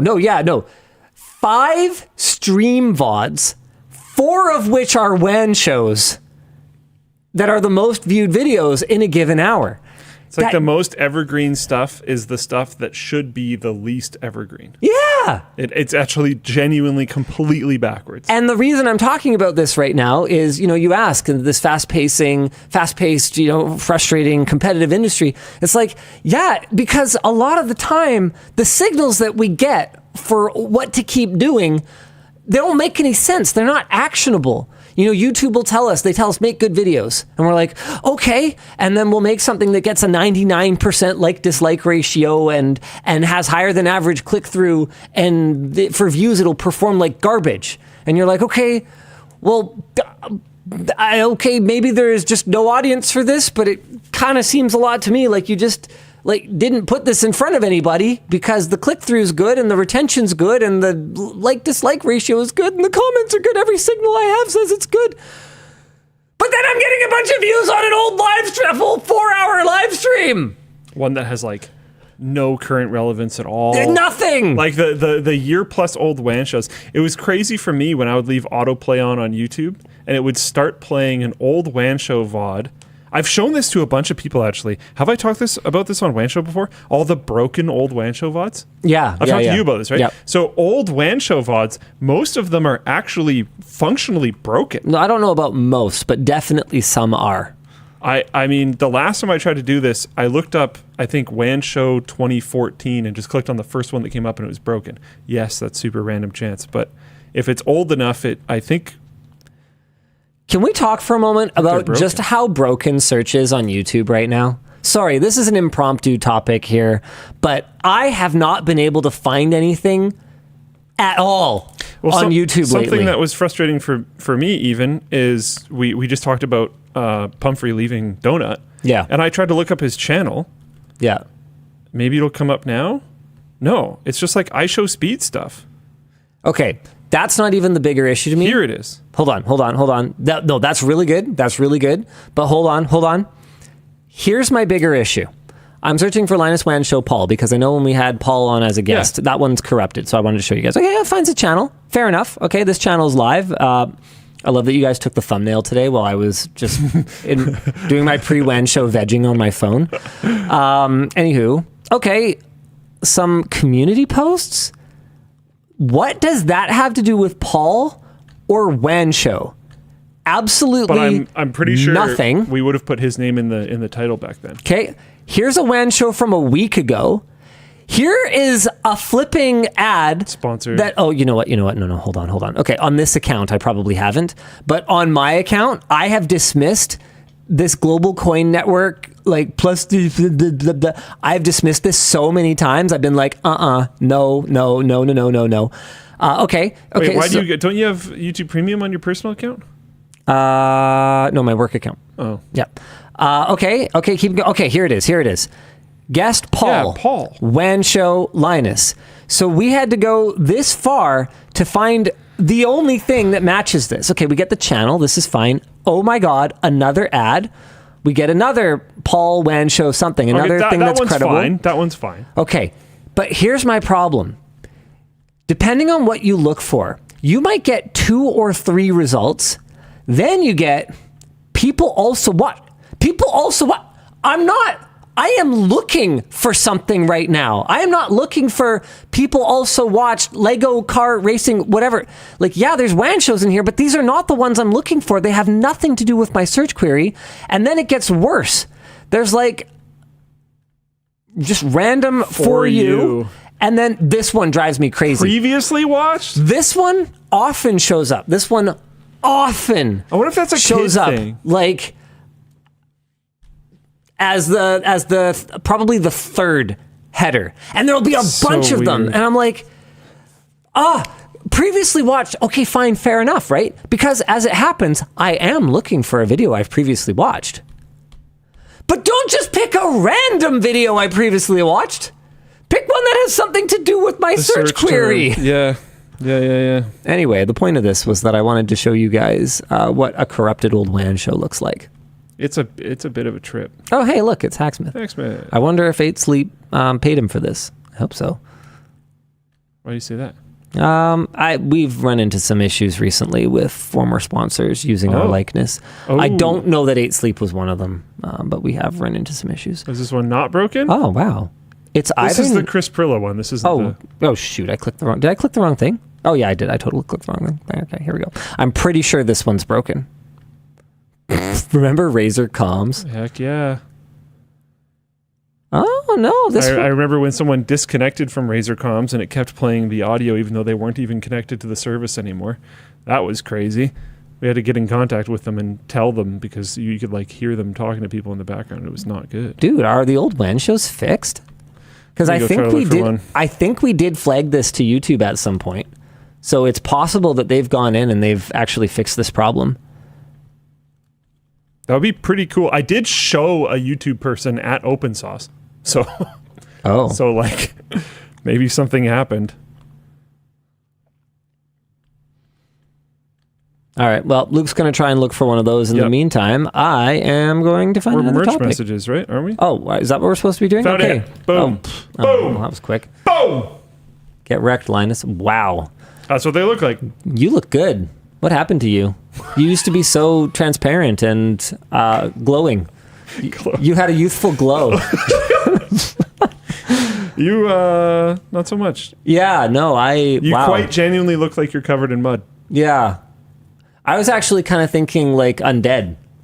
Oh, yeah. Yeah. I think I've got a bit of an undead vibe over here. Yeah. What messes me up is people these days go to like massive lengths to get this effect.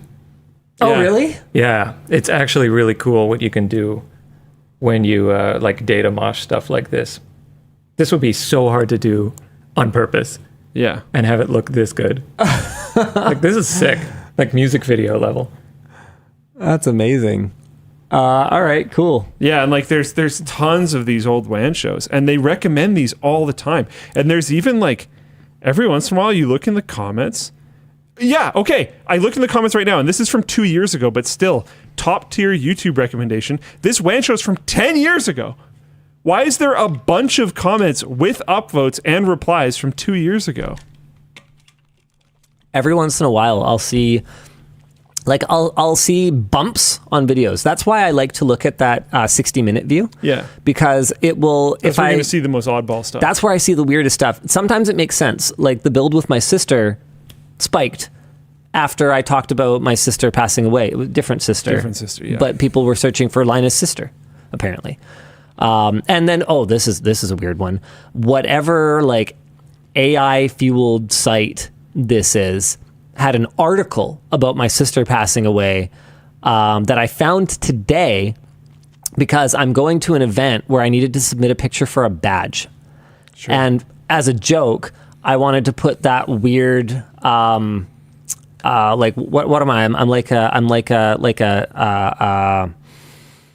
oh man, I'm gonna have to see if I can find it. It's like the Linus, the anime Linus. Yeah, this one. Oh, okay. Yeah. So I was like, I bet they wouldn't mind if I put that on a badge at an event. So Sure. So I was looking for the full funny quality, idea. of this, and as I was scrolling, I came across a link to this article. Like their SEO is strong enough that I was searching for Linus cartoon girl or something. I forget what it was, and I came across an article about my sister's passing. And so it had a picture of my younger sister. But then in the AI, presumably AI generated article, it talked about how it was my older sister who was not a public figure and never appeared on camera. Oh, so it like had the Yeah, so like I left a comment on the article. I'm like, I think it's pretty misleading to have a picture of the wrong sister on this. I don't think anyone's ever going to come across this article. I don't think anybody's going to moderate these comments, but like, wow, that machine moves so fast, dude. I couldn't even believe it. Anyway, I'm super excited to have that picture on my event badge. They didn't accept it the first time I sent it, and I was like, oh yeah, okay, that kind of makes sense. But their reason for not accepting it was that the file size wasn't big enough. So I was like, okay. Ultimately, what I ended up doing is just changing it to a bitmap and sending it again. I was like, okay, this is over a meg. Is this good enough? They're like, yep. cool. Because I had just snipped it and sent it as just like a PNG. I mean, it's printing on a badge. Who cares? It's going to be like this big. Mm-hmm. Anyway. I love arbitrary rules for things. I love breaking them. I still have that art as my desktop background with the three of us. Every once in a while, it like almost jump scares me because it's my desktop background at work. So normally all the screens are covered. Yeah, okay. And then every once in a while, I'll like move something. I'm like, oh yeah. Oh yeah, that. Not weird. Okay, Dan, hit me. Hi, Sanul, Ekl, and Nad. Sanul, have you considered using water level sensors in your reservoirs for your water loops? Yes. I have also considered I actually just remembered this. I've talked to Jake about it, but I've also considered taking the toilet water level float that we have in the one in the server room out, because if I had one of those and had a leak, it would have kept dumping water into it. So we have like a whole room water cooling system here at the office as well that helps cool our server room. And in order to make sure that we never have to top it up, it's got like a toilet float in it, and it's hooked up to plumbing. So we should not do that. I'd rather lose a pump than... Man, it's so cool just like randomly finding things out about this company. Yeah, I know, right? Luke, is this the first time you heard of it? Stop hearing things, Oh, Luke. yeah, I never heard of that before. Yeah, cool. Yeah, that's wild. I mean, it probably won't leak. That's plumbed up to those... but man, would it be sick if it did. It's plumbed up to those APC... Show up to work on server Monday. grade things. And it's just like, oh man, it's weird that there's like water coming out of the front of the building. Yeah. I wonder what's causing that. Yeah, dog. I don't know, man. You guys wouldn't like it as much if we did everything properly. I do agree with that. Yeah. Actually. Yeah. Like wholeheartedly. You gotta kind of cowboy things every once in a while. Yeah, it's more fun. Yeah. I got a lot of good theories, by the way, from the community on what's going on with the corrosion that I was getting in my loop. I saw there were some pretty cool comments on that. There's some stuff that's not right. I saw someone asking in chat on Hikaj, asks, what about the fuel hoses? Are they using steel mesh reinforcement? Saw No. that one. Okay. It's not metal, whatever it is. It's some kind of string of some sort. And I believe we actually sourced that tubing from a water cooling supplier. Even though it is fuel line hose, clearly they validated it at some point. I think it was a good comment though, because like it was something to check. Yes. A good idea, something to check. There was a lot of good comments where it was like, okay, that's actually pretty quick and easy to verify. Yes. But probably isn't the case, but we could look. The one that seems the most likely is that there's a grounding issue and some kind of current is flowing, which would mean that it's not galvanic corrosion, but it would be electrolytic corrosion.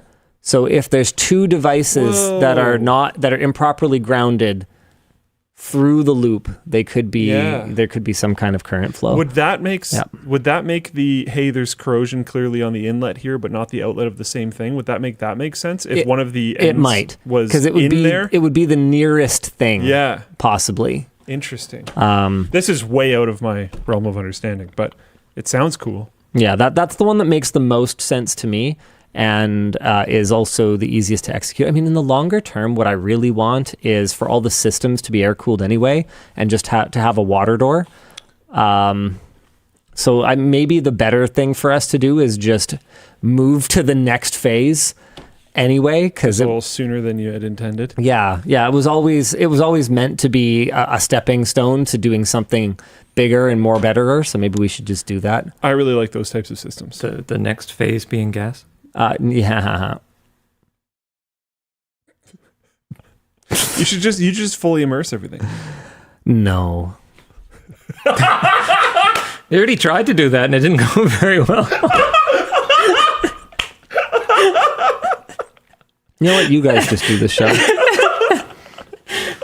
You turn to the washroom anyway. That was pretty good. Sorry. That was pretty good. Thank you for the setup, Luke. Oh man, that was sick. Why is Linus crying? Oh man. Okay. This is really short. No, that was covered as a topic. He didn't minimize it. He's supposed to minimize it. Yeah, no, nobody's been minimizing them. Oh no. I'll save that one for when he's back. How about one for you, Luke? This Sure. might be interesting for you to target. Nice. I work in Canadian broadcast media. How Cool. can I convince the higher-ups that avoiding YouTube, Twitch, or other streaming sites is unhealthy for the industry's future? I'm bashing my head to get them to try it. Oh, that's a good question, and probably a very tough situation that you're in. I've tried to talk to those type of people before. Where am I? Here? I've tried to talk to those type of people before, and they can be quite stiff on things. Can you say the exact job again? Do you still have it? Yep, yeah. Canadian broadcast media. Canadian broadcast media. Yeah, I mean, I don't know exactly where you're at within that. If it's something like news, I would point to examples of news organizations in the States going on YouTube and finding very extreme success. I would talk about how like the youth of today isn't necessarily listening to radio, because you could be talking about broadcast in the radio sense, or watching traditional TV channels as much anymore. So if you want to hit the youth of Canada, because they're probably more interested in Canadian specific viewership, considering it's Canadian broadcasting, you got to go where the people are, which are a lot of these web platforms. Also, some of these web platforms have like, I don't remember what the section's called, but often if there does happen to be something interesting happening in Canadian news or Canadian politics or something, and I go on YouTube, YouTube will put those types of things in my feed. There's a little section of like happening near you or something like that. I don't remember exactly what it's called. When I looked in the account here, there isn't one, but it's the account for the show, so it probably doesn't really have a location, or maybe it's located for America or something like that. But yeah, I mean, I would point at other examples, other success stories of other comparable media that are doing the same thing. I would express the ability to hit a wider audience within Canada, and hopefully find some way to prove that it's not really that hard to do, because I don't think it would be. It's not like it's going to cost extra money, right? No, it's just another like upload step. Mm-hmm. And uploading to web is honestly pretty simple these days. Mm-hmm. So I absolutely think you should do it. Yeah, I think that sounds reasonable. Yeah, Mac the Genius said it's not CBC or Radio Canada because they already have YouTube. Yeah, I knew that. So I'm not 100% sure what they're talking about. That's why I was. They said Canadian broadcast media, not necessarily the Canadian Broadcast Corporation. Yeah, it's pretty broad. We have quite a few. Mm-hmm. I mean, what would be the CBC? Would that be called like the flag carrying? Like, I know you have Flag Airlines, the Flag Bearer Corporation, Flag Bearer Media thing. I don't know. Do they have names? I think the CBC also has a YouTube channel. Probably. Yeah, CBC News. Wait, CBC. The National CBC News YouTube channel. They uploaded 18 hours ago. They're going for it. Flagship. The National Massive BC landslide prompts flood fears. People are watching live. Is this literally just the news? Probably. Like the TV show, but it's on sense. YouTube? Huh. I knew TV shows put up clips and stuff. I didn't think they just put up like an actual, like, this is the TV show, but it's on YouTube. Makes sense. I mean, you can rent movies on YouTube. Yeah, I haven't personally seen this before. This is just CBC's The National, but it's just live streamed.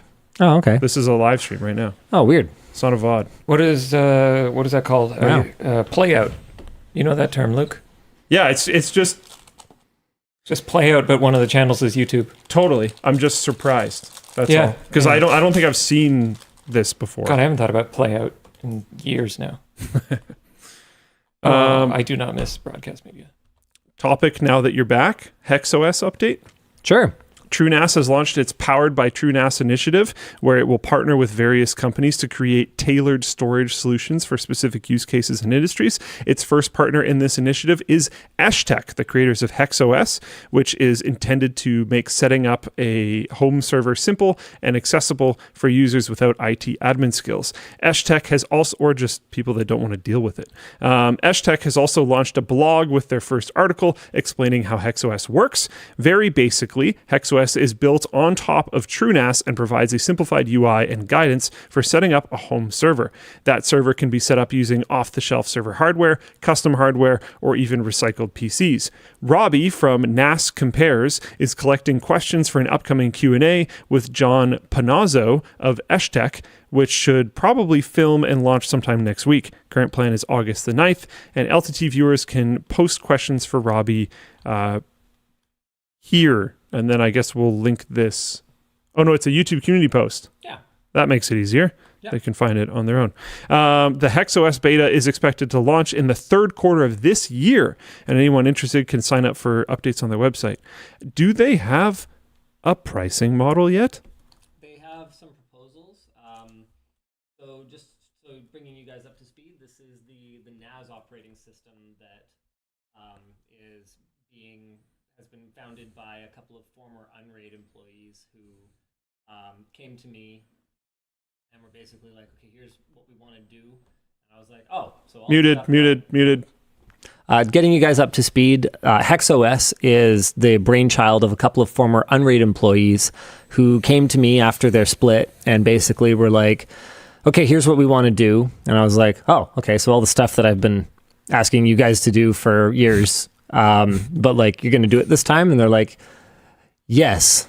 And I was like, all right. And they were like, but we need money. And I was like, okay. So I am invested in HexOS, and I really hope it works. But if it doesn't, well, hey, it was the friends we made along the way. Yeah. I really do hope so. I do believe that even though TrueNAS wizards will often be a little gatekeepery about TrueNAS and say, well, if you don't like TrueNAS, then get good at TrueNAS. But I do think that TrueNAS is incredibly powerful. It's amazing, and it is not easy for people to use. I actually sent John an email today. That's John from Eshtek. I sent him an email today. I was like, I found a customer in the wild. It doesn't happen that often because not that many people post, very specifically that they're looking for HexOS. But I found one on our forum. Here it is. Hi guys, I'm an idiot that can't help but break stuff on my NAS. I'm running TrueNAS. I recently switched over to this distro, tried to set up Plex, it's broken. Yep, basically, oh wow, you replied already too. Basically a prime candidate, because man, when you screw up TrueNAS, if you don't really know what you're doing, you're better off just reformatting. Yeah, and a lot of people probably do. Yeah. And just don't talk about it. I'm really excited about it, but just being transparent with everyone, I'm always slightly skeptical until I see how you making that money, Yeah, I think I am the weirdest early investor. Yeah. Here's a small pile of money. Please leave me alone. See you later. Yeah, they offered me a board seat. I was like, oh God, no. Oh yeah. Get me out of here. I don't want that. Please just do good job. Yeah, just try to not suck. Yeah. Yeah, do your best. I mostly just want the product. Yeah, exactly. I just want it to be easy. At the end of the day, I don't want to go home and deal with some never stupid arcane permissions issue. Did I ever tell you that that's the issue I was having with Plex? It was something to do with one of my VMs, which is actually hosted on another machine altogether. One of my VMs, when it copied data onto the NAS, which was on a different machine, the data wouldn't copy with the same permissions. So my Plex, Docker or app or whatever it is, I don't think it's Docker, but my Plex app wouldn't have read permissions to that file, even though it had read permissions to that directory. And I had the Eshtek guys just fix it for me because I was like, I don't want to do this. It would have taken me hours to go in and command line figure it out. Wait, you had them fix it for you? Yeah. Well, they know TrueNAS. Wow. Well, I mean, John's also a bro, so Did you re-up your investment? No. Whatever. No, John would have done it for me anyway. I'm serious. He's awesome. Sounds like you're abusing this relationship. I'm not abusing anything. Traded board seat for tech support? Yeah, exactly. Oh. That's fine. That might be fair enough. Yeah, exactly. All right. Exactly. All right. I am pretty low maintenance. I just don't want you to misuse John. I'm fighting for John here. I am not. And if I am misusing it, it's coming at the cost to his family, not to the cost of the product, because he did it on the weekend. It's market exploration. And they did actually learn useful things. Yeah, did John send up did John send a proper invoice? No, I don't need an invoice from him.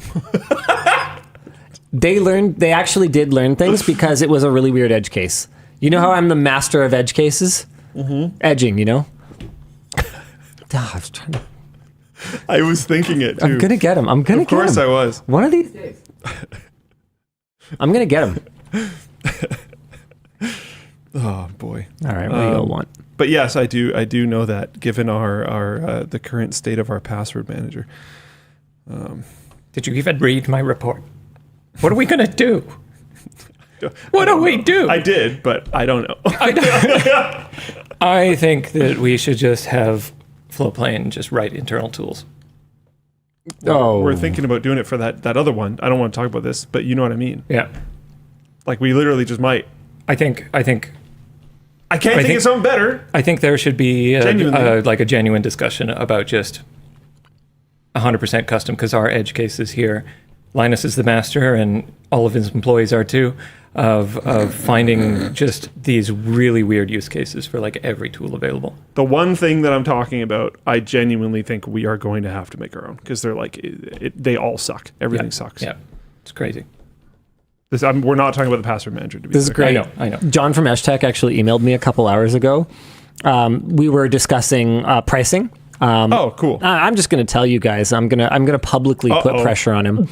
I'm going to tell you guys that I'm so sorry, John. I'm leaning on them to have a perpetual license option. Oh, dude, if they have a perpetual license option, I will almost certainly be like a first minute buyer. It won't be cheap, but Yeah. they will have but if I get my way, they'll have a perpetual option for like the best tier. I want to make sure they're compensated properly. I don't mind spending some money on this product. It sounds like if it fulfills the things that they say it's going to fulfill, it sounds like it's going to be a fantastic product. It may not but be possible. I don't want another subscription. Some of what they're doing, like especially, if they offered cloud backup or something, Oh, well, yeah. There's not that's gonna be a different thing. perpetual- yeah. Or maybe it's an adder for that. or whatever. The point is, Sure. some stuff may not be possible with a one-time fee. Yeah, you can't do service things. But what I am pushing for is that the highest tier of ownership of the product should be available as a perpetual license, even if they are going like everyone does towards a subscription model for most people. Unless it includes things like offsite backup. Exactly. You have to. That has to be a subscription. Anyway, so we were going back and forth about this, and this is just the last line of his email, which I think is great. He goes, "Great input as always. Looking forward to seeing you on WAN show tonight. And how much do I need to give you to dye your damn hair back? F***ing D-brand. ... Oh, boy. Oh man. Anyway, Zorg666 in chat said I'd pay like $400 for a perpetual license to that. interesting. Good market research. Sample size of 1, but good market Another research. person said 300 to 400. Kind of why I like VMix. Interesting. It's perpetual. Yeah, And it's then not they do- cheap, right? But like, It's reasonably cheap for what it is, but fair. you get 2 years of updates, right? That's one way that I've seen companies gate it. This is kind of what they're thinking.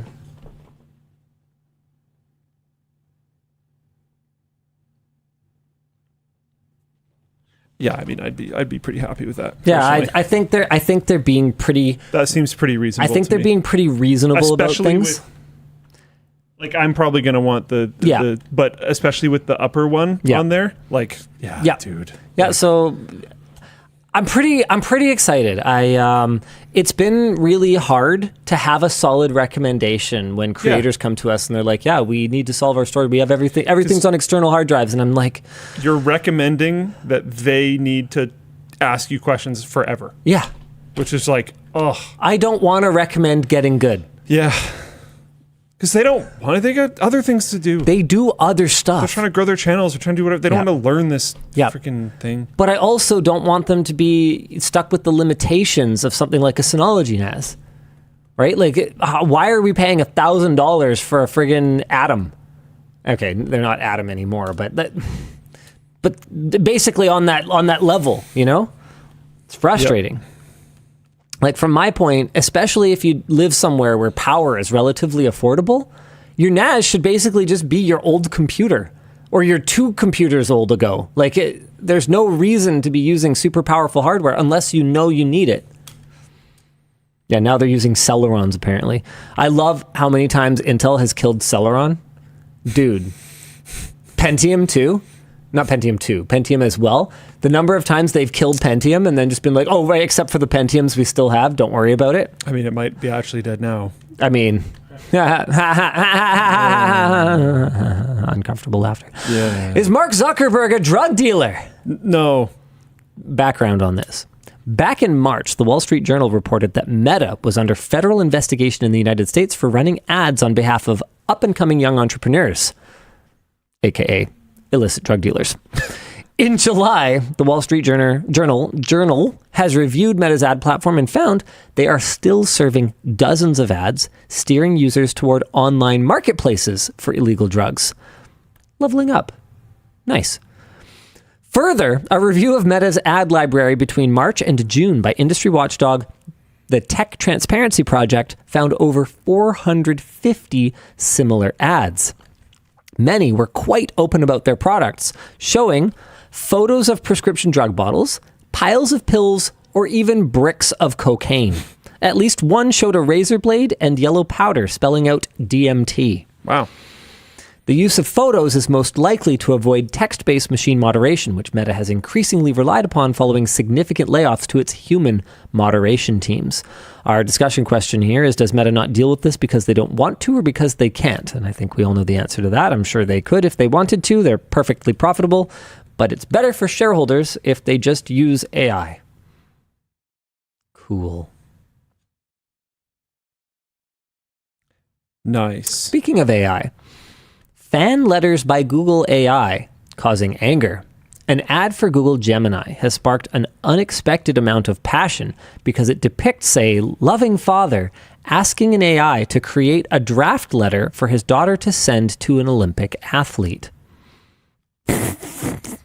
Oh, I hate that so much.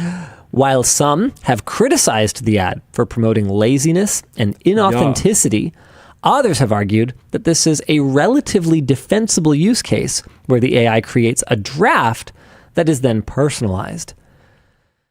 So, the look on your face is so great.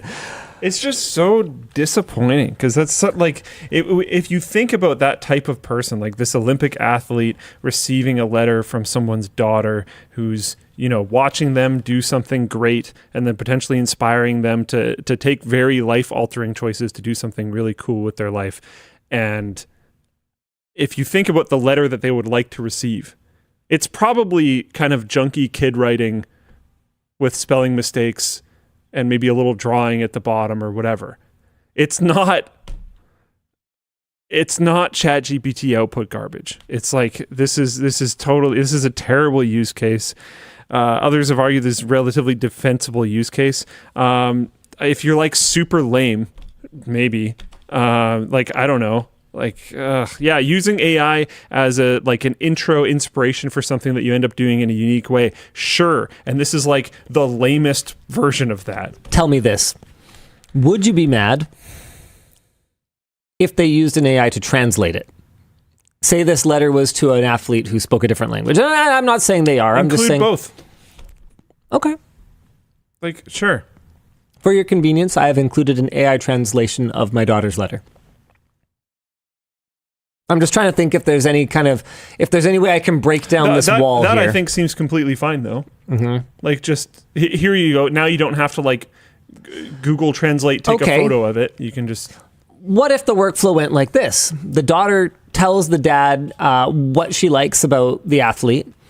The dad pumps it into a large language model. It's kind of spits something out. He kind of reads it to her, and then she, without copying it word for word, kind of writes it down or something. Yeah. Is there, if you add another layer of human translation to the help from the AI drafting the letter, does that help in your mind? Or what if it's not obvious? Get the authentic junky words of some kid, because that's actually what's happening, and that's cool.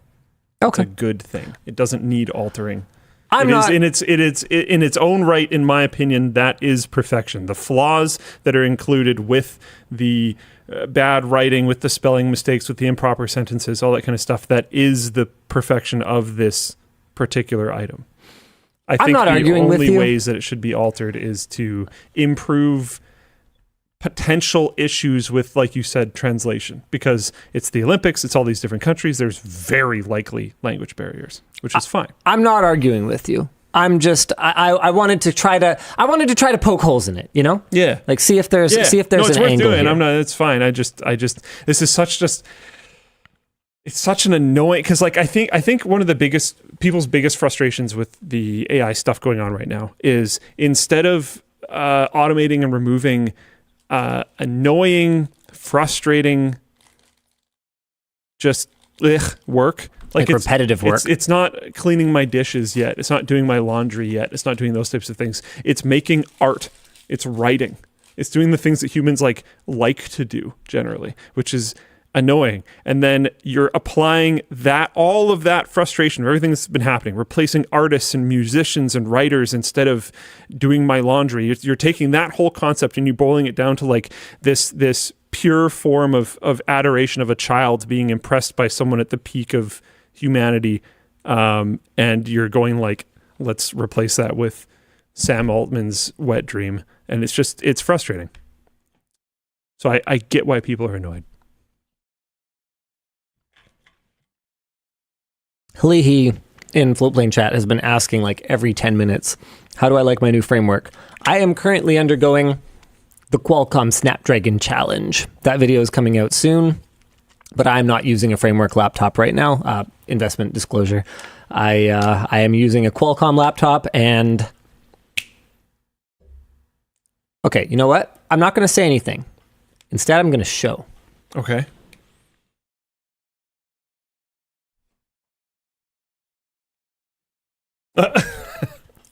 Anyway. Oh, that wasn't the point? No. Oh, hold on. Oh. This might be a bad demo. Give it a sec. I think that Luke doesn't like laundry. I mean, no, I think any form of like you have to do it every day or not every day, but you have to do it very often task, and there's no like, I'm sure someone does, but I seriously doubt many people glean genuine enjoyment from just like doing the laundry. Okay, here's my demo. So just so you guys know, I just got the LTT forum.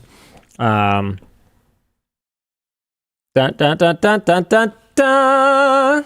Okay, so how long has it been doing stuff? So I have 67% battery life right now. In the past, it would always just be 0.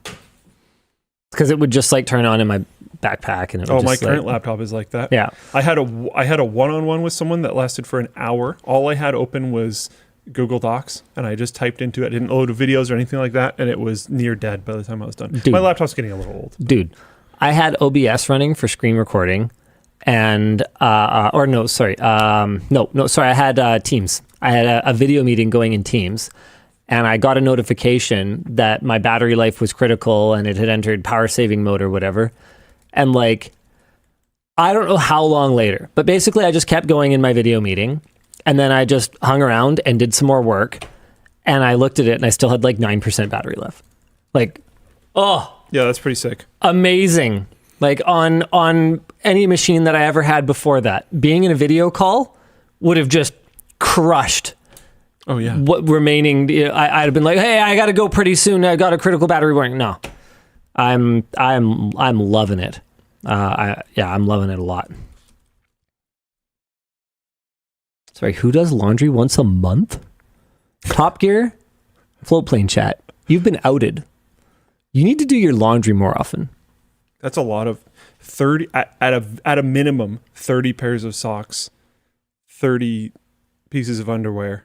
I just throw them out and get new ones from LTTStore. That's what you should do too. Just wear them once and then buy more of them. I would never. Actually, Linus would be very against that. Yes, I would be very against that. He would. That's what I do with my water bottles. Oh, it's dirty. Just go take another one. CatOS said, have you seen Technology Connections dishwasher video? And and I know a lot of people liked that, but I can understand someone wanting to do something well or be informed on how to do something that they have to do all the time. I don't think that means that they enjoy it. Yeah. Are we talking about the one where he said we're all doing the soap wrong? Yeah, I think so. I think I watched that one, yeah. Yeah. These great videos. Yeah. They're all good. But that doesn't mean that I want to use my dishwasher any more than I have to. Yeah, but you want to use it right. Yeah. If you're going to use it, you want to do the thing right. Which those are different things. I want a dishwasher so badly. Would help me do the dishes more often. Mr. Memester says Bernie, formerly from Rooster Teeth, said his success was measured by Just being able to install wear them. a different pair of socks every day of the year and never washing them. I don't consider that success. Why is that a good thing? I just consider that waste. Imagine you get to the end of the year and then you have to wash 365 or more pairs of socks. It's like, cool. I don't like, what do you do better? The socks are so small, they just go with everything else. You don't like, washing the socks has never been an additional burden. What, you'd never do a sock load? No. More of a boxer man? Oh my God. Oh man. Too bad he wasn't taking a drink. Yeah, you probably would have got me with that one. Oh. You heard it here first, folks. It doesn't fit in a sock. We all knew this.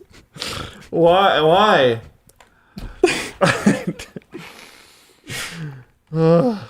Topic? I'm looking for one right now. Ratings.com has published the results of an accelerated longevity test where they ran 100 TVs for over 10,000 hours. This is roughly equivalent to typical use for an American family over the course of 6 years. It should be noted that that's not quite true. Running something continuously is not necessarily the same as having multiple power on and power off cycles over a more extended period of time. But if anything, it should be an advantage for the TVs that they were run continuously instead of being cycled, because thermal cycles can be quite hard on electronics. One consistent result from their testing was that thin, edge-lit TVs were the most prone to failure and had significantly worse longevity than other LCD TVs. This is a quote. Edge-lit TVs are inherently prone to durability issues, including warped reflector sheets, cracked light guide plates, and burnt-out LEDs due to concentrated heat.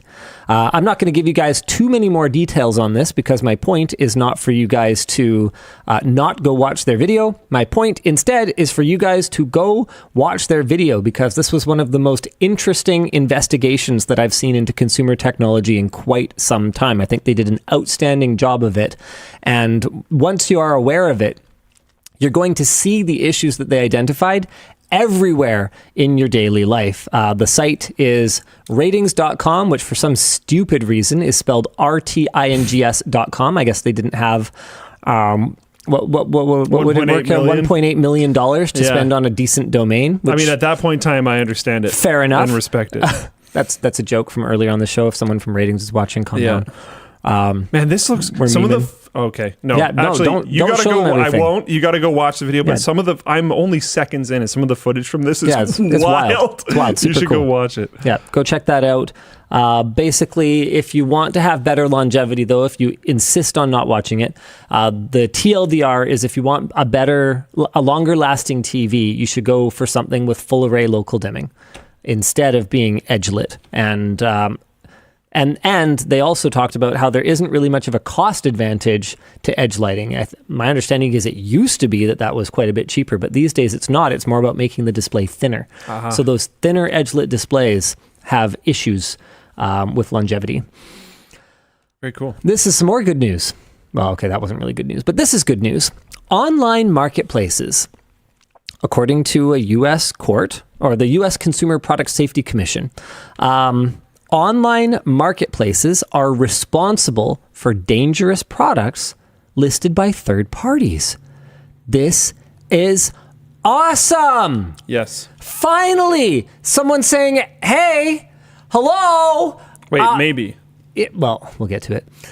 If you're selling it under your site, under your name, you have to deal with it. Like, you can't just be like, oh, I don't know, someone else put it there.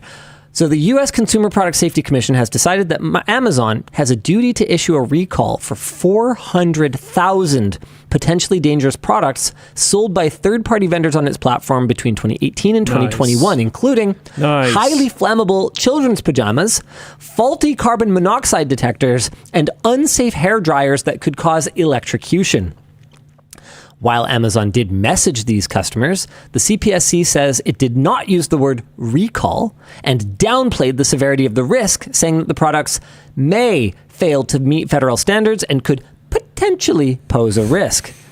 Amazon says its actions were sufficient and it will appeal the ruling. But I want to see this go all the way to the end. I want too. sites to be responsible for the products that they list. Because when I buy something from a supposedly trusted site, like Amazon used to be, or, Costco, I would say, still fairly is now, although have they gone marketplace yet? I actually don't know. I'm terrified. Has Costco gone marketplace? I'm looking. Let me know, guys. Yeah, Best Buy and Walmart have.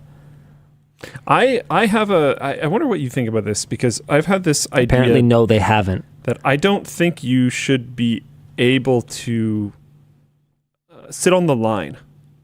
I think you should have to be a marketplace and not sell your own things, just facilitate the sale of other people's stuff. Interesting. Or be your own store. Because this whole, I go on Amazon and it's, yes, they say it, but it's not in your face that I'm buying from somewhere else. I go on Newegg, it's not in your face that you're buying from somewhere else. With us, for example, you can buy a Jerry Rig Everything knife or one of the Ludwig's bidets. But it's coming from us. You deal with our customer service. We're going to warranty it. In fairness to them, you do deal with their customer service and you do deal with them for warranty. Amazon warranty? Mm-hmm. So if we sell some stuff on Amazon, don't we? Only within a certain period. But yes, people can absolutely return our water bottle or screwdriver to Amazon if that's where they bought it. Oh, interesting. Okay. Yep. In fact, I still don't like it. I think you should be one or the other.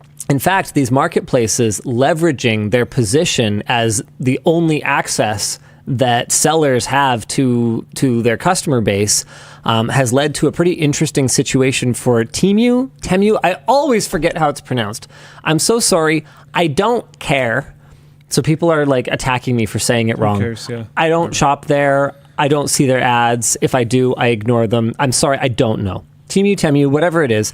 Apparently, they had protests at their headquarters. This was a day ago. Their sellers are revolting against fines, withheld pay, and situations where customers are claiming warranty issues. And Temu is basically going, okay, yeah, no problem. Here's your refund, and don't bother sending the product back. And these marketplace sellers are like, yo, I want that back if they're, if it's broken or whatever. I need to look at it. If I'm sending the money back, I want the product back. And yeah, it's been a whole thing. Nice, good. Yeah. Anyway, yeah, I thought that was pretty interesting. Chad is talking about my take, and I think eBay is completely fine. Oh yeah. Completely, because it's very clear what you're doing when you're on that website. To me, it's not super clear when I'm on some of these other websites, a lot of these other websites, what's actually happening. If I'm actually buying this from the store that I'm at, or if I'm technically buying this from some other store. But with eBay, have we just been frog-boiled more effectively? Because eBay used to be an auction site. If you think about it, there didn't used to be buy it now. I don't think I care. Now it's a marketplace site. Yeah, but I don't think, does eBay sell their own product? No. Then yeah, I don't care. You know what you're getting into when you're there. Whether you buy it now or you auction it, I'm not too worried about it. I'm just saying there definitely was a shift in model for eBay, but it's one that you consider acceptable. Yeah, I think that's fine, because you still know you're buying from a massive array of sellers. It's very front and center what the seller is that you're buying it from, and you know when you're on eBay that you're buying it from a huge range. Apparently eBay always had buy it now. I think it wasn't as popular. Was not aware of that. I mean, I know that it's basically most of what I see listed these days, and I don't think that was the case before, but that's good to know. Definitely good to know. Yeah, apparently it always had it. I know they've had it for a very long time. I just didn't think they had it at the beginning. All right. That's it for topics. Is it time for After Dark? Yes. Let's do it. After purple. After chair. Do we have an After Dark sponsor today? Dan, you're muted. Sorry, it's in the doc. Is it? I don't know. I can't see it. That's because it's an advertisement. Let's just say I'm dumb. Nice. That was a pretty good reference, actually. PIA. Oh, okay. After Dark is brought to you by Private Internet Access. And it'll show up on the banner and things as well. Nice. All right. Dan, you want to hit us with some merch messages? Yeah, just let me switch this banner over, and then, I've got some here. Let's see. Purple. Even though new standards are always more useful and successful and never compete with their predecessors, /S, Linus and Luke, what standard would you like to have erased from history? Oh, wow. USB. What? No. It'd be funny. No, I mean... Just like see what happens. Every device just uses a parallel port from like... I mean, there are... to your phone. Yeah. Just this giant port. 25-pin D-sub kind of thing. Yeah. I definitely do think that there are standards the world would be better off without. I don't think that I would go as broad as USB, but I think I would delete micro USB from history if I could. I think mini B was A. No, it wasn't A. Mini B was B, but it was mini B. Mini B, first of all, was much more durable than micro B. And second of all, at least anecdotally, and second of all, was not that much bigger. I found It really wasn't much bigger. very few devices that had a micro B port on them that couldn't possibly have just had a mini B on them instead. And people are saying micro HDMI and mini HDMI. Yeah, those are complete garbage town. However, I wouldn't delete them. They have a certain utility, whereas micro B, my issue with it is that I would have rather just used mini B until we made it to USB-C. I really think we could completely delete that standard from history and not a lot would have been lost. You got anything? Got a standard that you would eliminate? Adobe Flash! JK, Adobe Flash served a purpose. I actually really liked it when it was also Macromedia in its Flash. heyday. Yeah. Yeah, before it was Adobe Flash. I don't know. There's a lot of... I feel like most standards, like I completely agree with you on the micro B thing, but I feel like most standards are just suffering from the XKCD. There's too many standards. Let's add a standard so that we can just have one standard, and then there's one more standard. Yep. I don't think most standards are necessarily actually that bad. Like the fact that HDMI and DisplayPort have to coexist.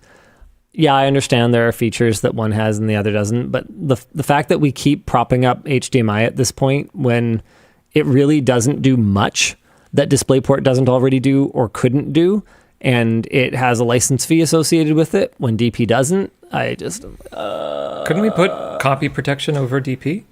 I believe it can be done. Yeah. Yeah. Why? Yeah, I don't know. Maybe HDMI. I don't know. I find most standards like, I don't know. You could get rid of the vast majority of them, and there would be something. USB is kind of funny because not really, but you could get rid of the vast majority of standards, and there's probably some other standard that's probably fine. I mean, we could have all used FireWire. Rambus. I mean, Rambus. One of the things though is like even with FireWire. If it kept being developed until now, maybe FireWire 4 or whatever, maybe it would be fine. Titan Storm has the best one. RJ11. We could have just never had RJ11, and then everywhere that was ever wired for a phone line could just be RJ45 and could be useful for networking today now that landline phones are dead. If we had just not had RJ11, the world would be a better place today. I like that. That's a good one. You win. Yeah, pretty good. You won. Yeah. Mini disc. Nah, mini disc is a fun curiosity. Yeah, like 8-track. I don't know. We don't need to get rid of it. Yeah. Yeah. Let's see. Hi, Linus. Been playing Beat Saber about 2 months now. What levels are your favorite? At what settings? And do you have any tips for moving from hard to expert? Also, my friend Micah says, love you, LLD.WAN. The biggest tip is that instead of moving your arms, which is slow because your arms are heavy and have a lot of inertia, you need to twist your arms. This is faster than this. Maybe more painful to start. What is it? Tip to tip? Yeah, exactly. And inside out and whatever encoding. Anyway, compression. So yeah, you need to learn to pronate and supinate. This was very difficult your for me, arm, but I got a lot better once I kind of figured it out. I was never that great at it, but I got a lot better. I had better luck with the Oculus Rift controllers than the Index controllers because they were lighter and the center of mass was closer to the wrist. Do you have any tips for improving Index controller grip? You can look up grips. No, it's mostly just the mass of them and their ability to rotate in space. No, man, it's totally a thing. Hold on. I was just trying to razz you. No, this is the wrong one. Basically, there's like guides for all the different like grips that you can have and stuff. Oh no, this is a whole. Whoa. Oh yeah, it's totally. This is a whole thing. I've been trying to find those myself actually, and yeah, I kind of do similar things to some of those. It's a whole rabbit hole. I should look that up because my ability to play just absolutely tanked to nothing after I got the Index. Man, try playing with the old Vive wands. Whew. Oh yeah, those are friggin' heavy. They're tough. So people would like put their fingers like through the hole, and then they'd like hold it like that so that the center of gravity was different. Still can't find the buttons. Get your mind out of the gutter. Oh man. Okay, let's see. Getting this to replace one that fell off my motorbike and got crushed when riding from Glasgow to Lisbon. Sorry, what are you buying? They bought a 40-ounce water bottle. Oh, nice. In Atlantic Blue. LOD, what is the most important thing you've lost while riding or your bike or traveling? Oh, man. Did I tell the story of how I left not one, but both of my luggages on a bullet train when I was in Japan? Oh, I have a vague memory of this, but they probably don't know. Oh, wait, no, I think I did. Okay. Yeah. Well, basically, I got it back. Thank you, Japan. I'm not too surprised. And culture of honesty and efficiency. I got it back in a couple of hours, and I managed to make my flight. Wow. Yeah. I'm not surprised you got it back. I'm a little surprised you got it back like with haste. It wasn't super hasty. Remind me sometime to send you the completely unhinged chat history that I have with Yvonne while I was waiting for the Lost and Found. Okay. It was not moving fast, and I was very stressed out because I had a flight to make that I literally made by 1 minute. Oh. Ultimately, yeah. It was crazy. It was one of the most wild experiences of my life.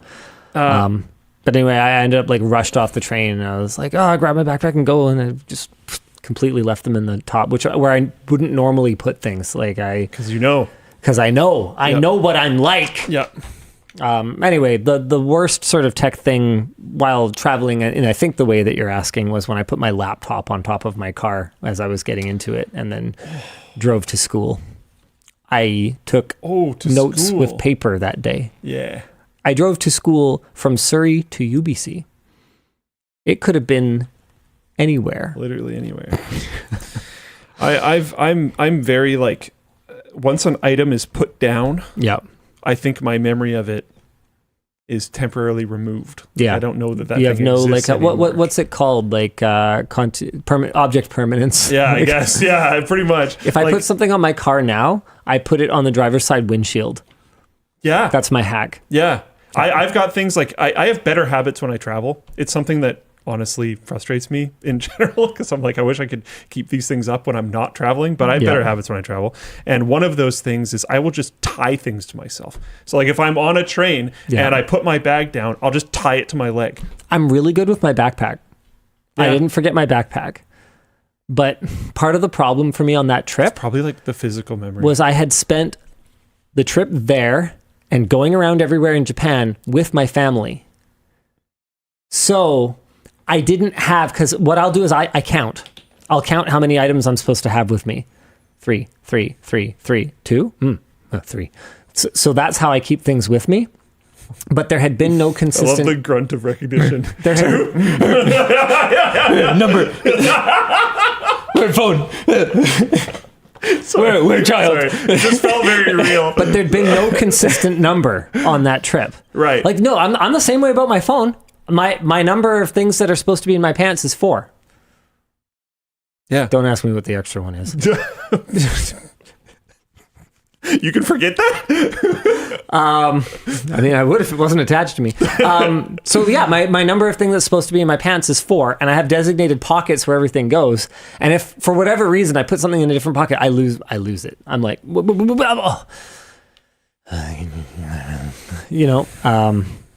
anyway, what'd you lose? Oh, I've lost a bunch of stuff. I don't know. I think there's one time the phone on the plane. I forgot my wallet in Uber one time. Nice. Dude was super helpful. Came back. It was great. I left the phone on the plane, as you know. There's been a bunch of different things. I lose sweaters all the time. When I travel, I still take a sweater because I like doing I put it on backwards on the plane to get like a dark environment so I can sleep more easily. Is that more of a front and pull the whole thing tight so I can have my gigantic snorkel of a nose sticking out of it so I can breathe more easily? But your way's good too. But unless I like really need it, I will not take it out of the hotel room because I'm like, it's gone. I leave sweaters at friends' houses all the time. Yeah. It's bad. You've never left one at mine. What are you saying? I'm pretty sure I have. No, I know. I'm like rather certain. But I don't know. Ben Mitchell goes, wow, I never noticed Linus's nose until now. Stop bringing it up. Sad. I never thought it was that big. Yeah, but I mean...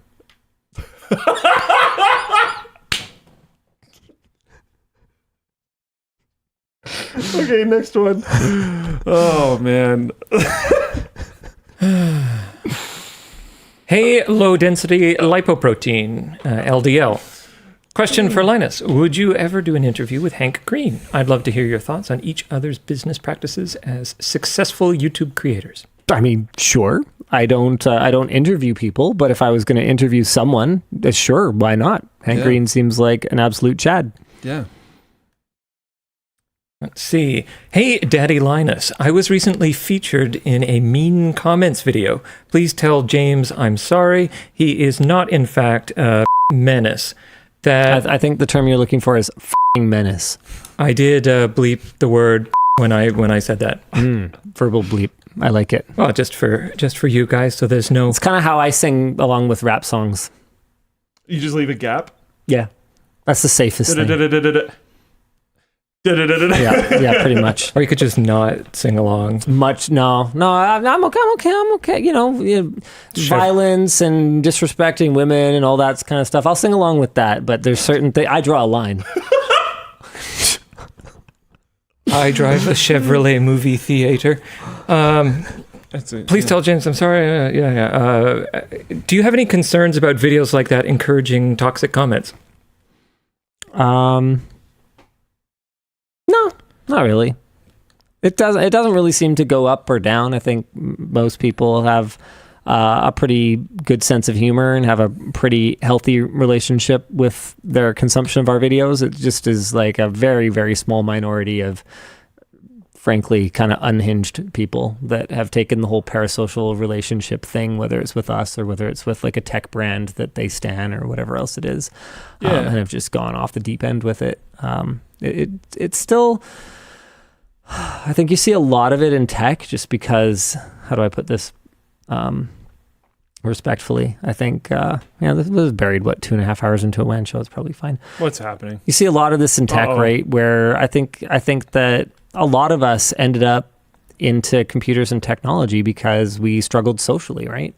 I'm not gonna dance around this, right? Like that was a big part of what was appealing about it to me. So I think it's natural that we end up with some people in the tech community, maybe disproportionately so, that have kind of some challenges when it comes to sort of social understanding and social interactions, right? So it's totally a thing. It's totally a thing.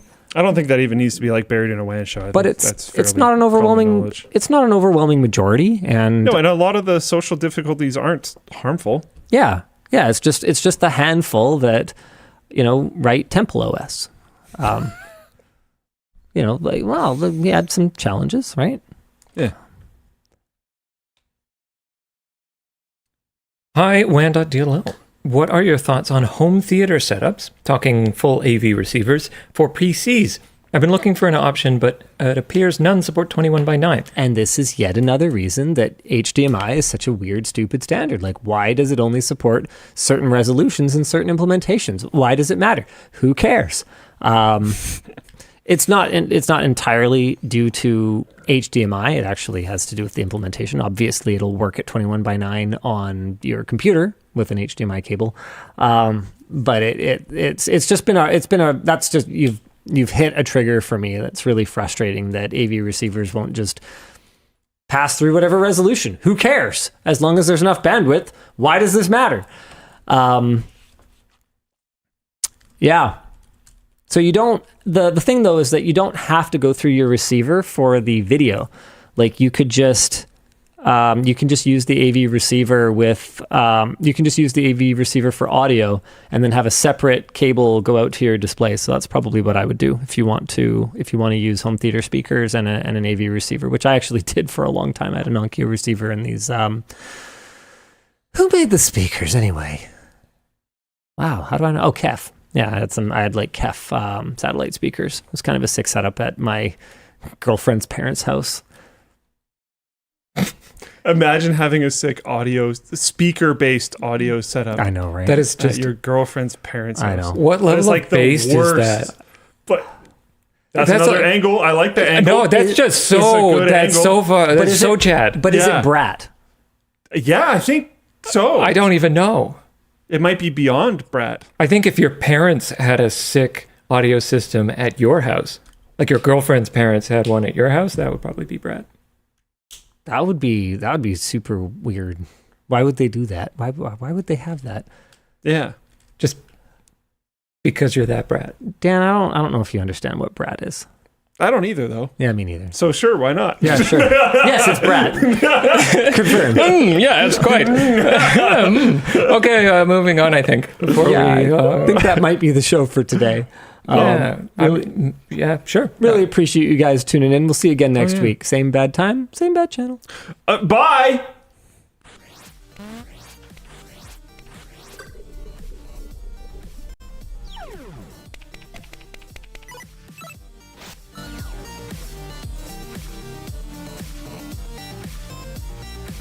Oh, you might have to cut back to me. This is hilarious. Wow. John from Eshtek messaged me 35 minutes ago. He's like, "Aight, man, go ahead and confirm we'll do a perpetual option. Don't say prices yet, though." You didn't technically confirm that they were going to do it. No, he says go ahead and do it, though. Oh, okay. Yeah. Oh. Yeah, so now it's done. I love it. All right, see you later. That pretty much guarantees I'll be using it personally. All right. Cool. I'm not an investor. Oh, no. You can't do it twice. What if I say bye-bye? What if this precedent, we can't... Bye-bye!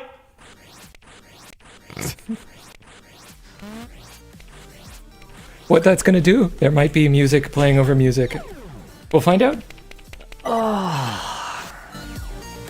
Bye.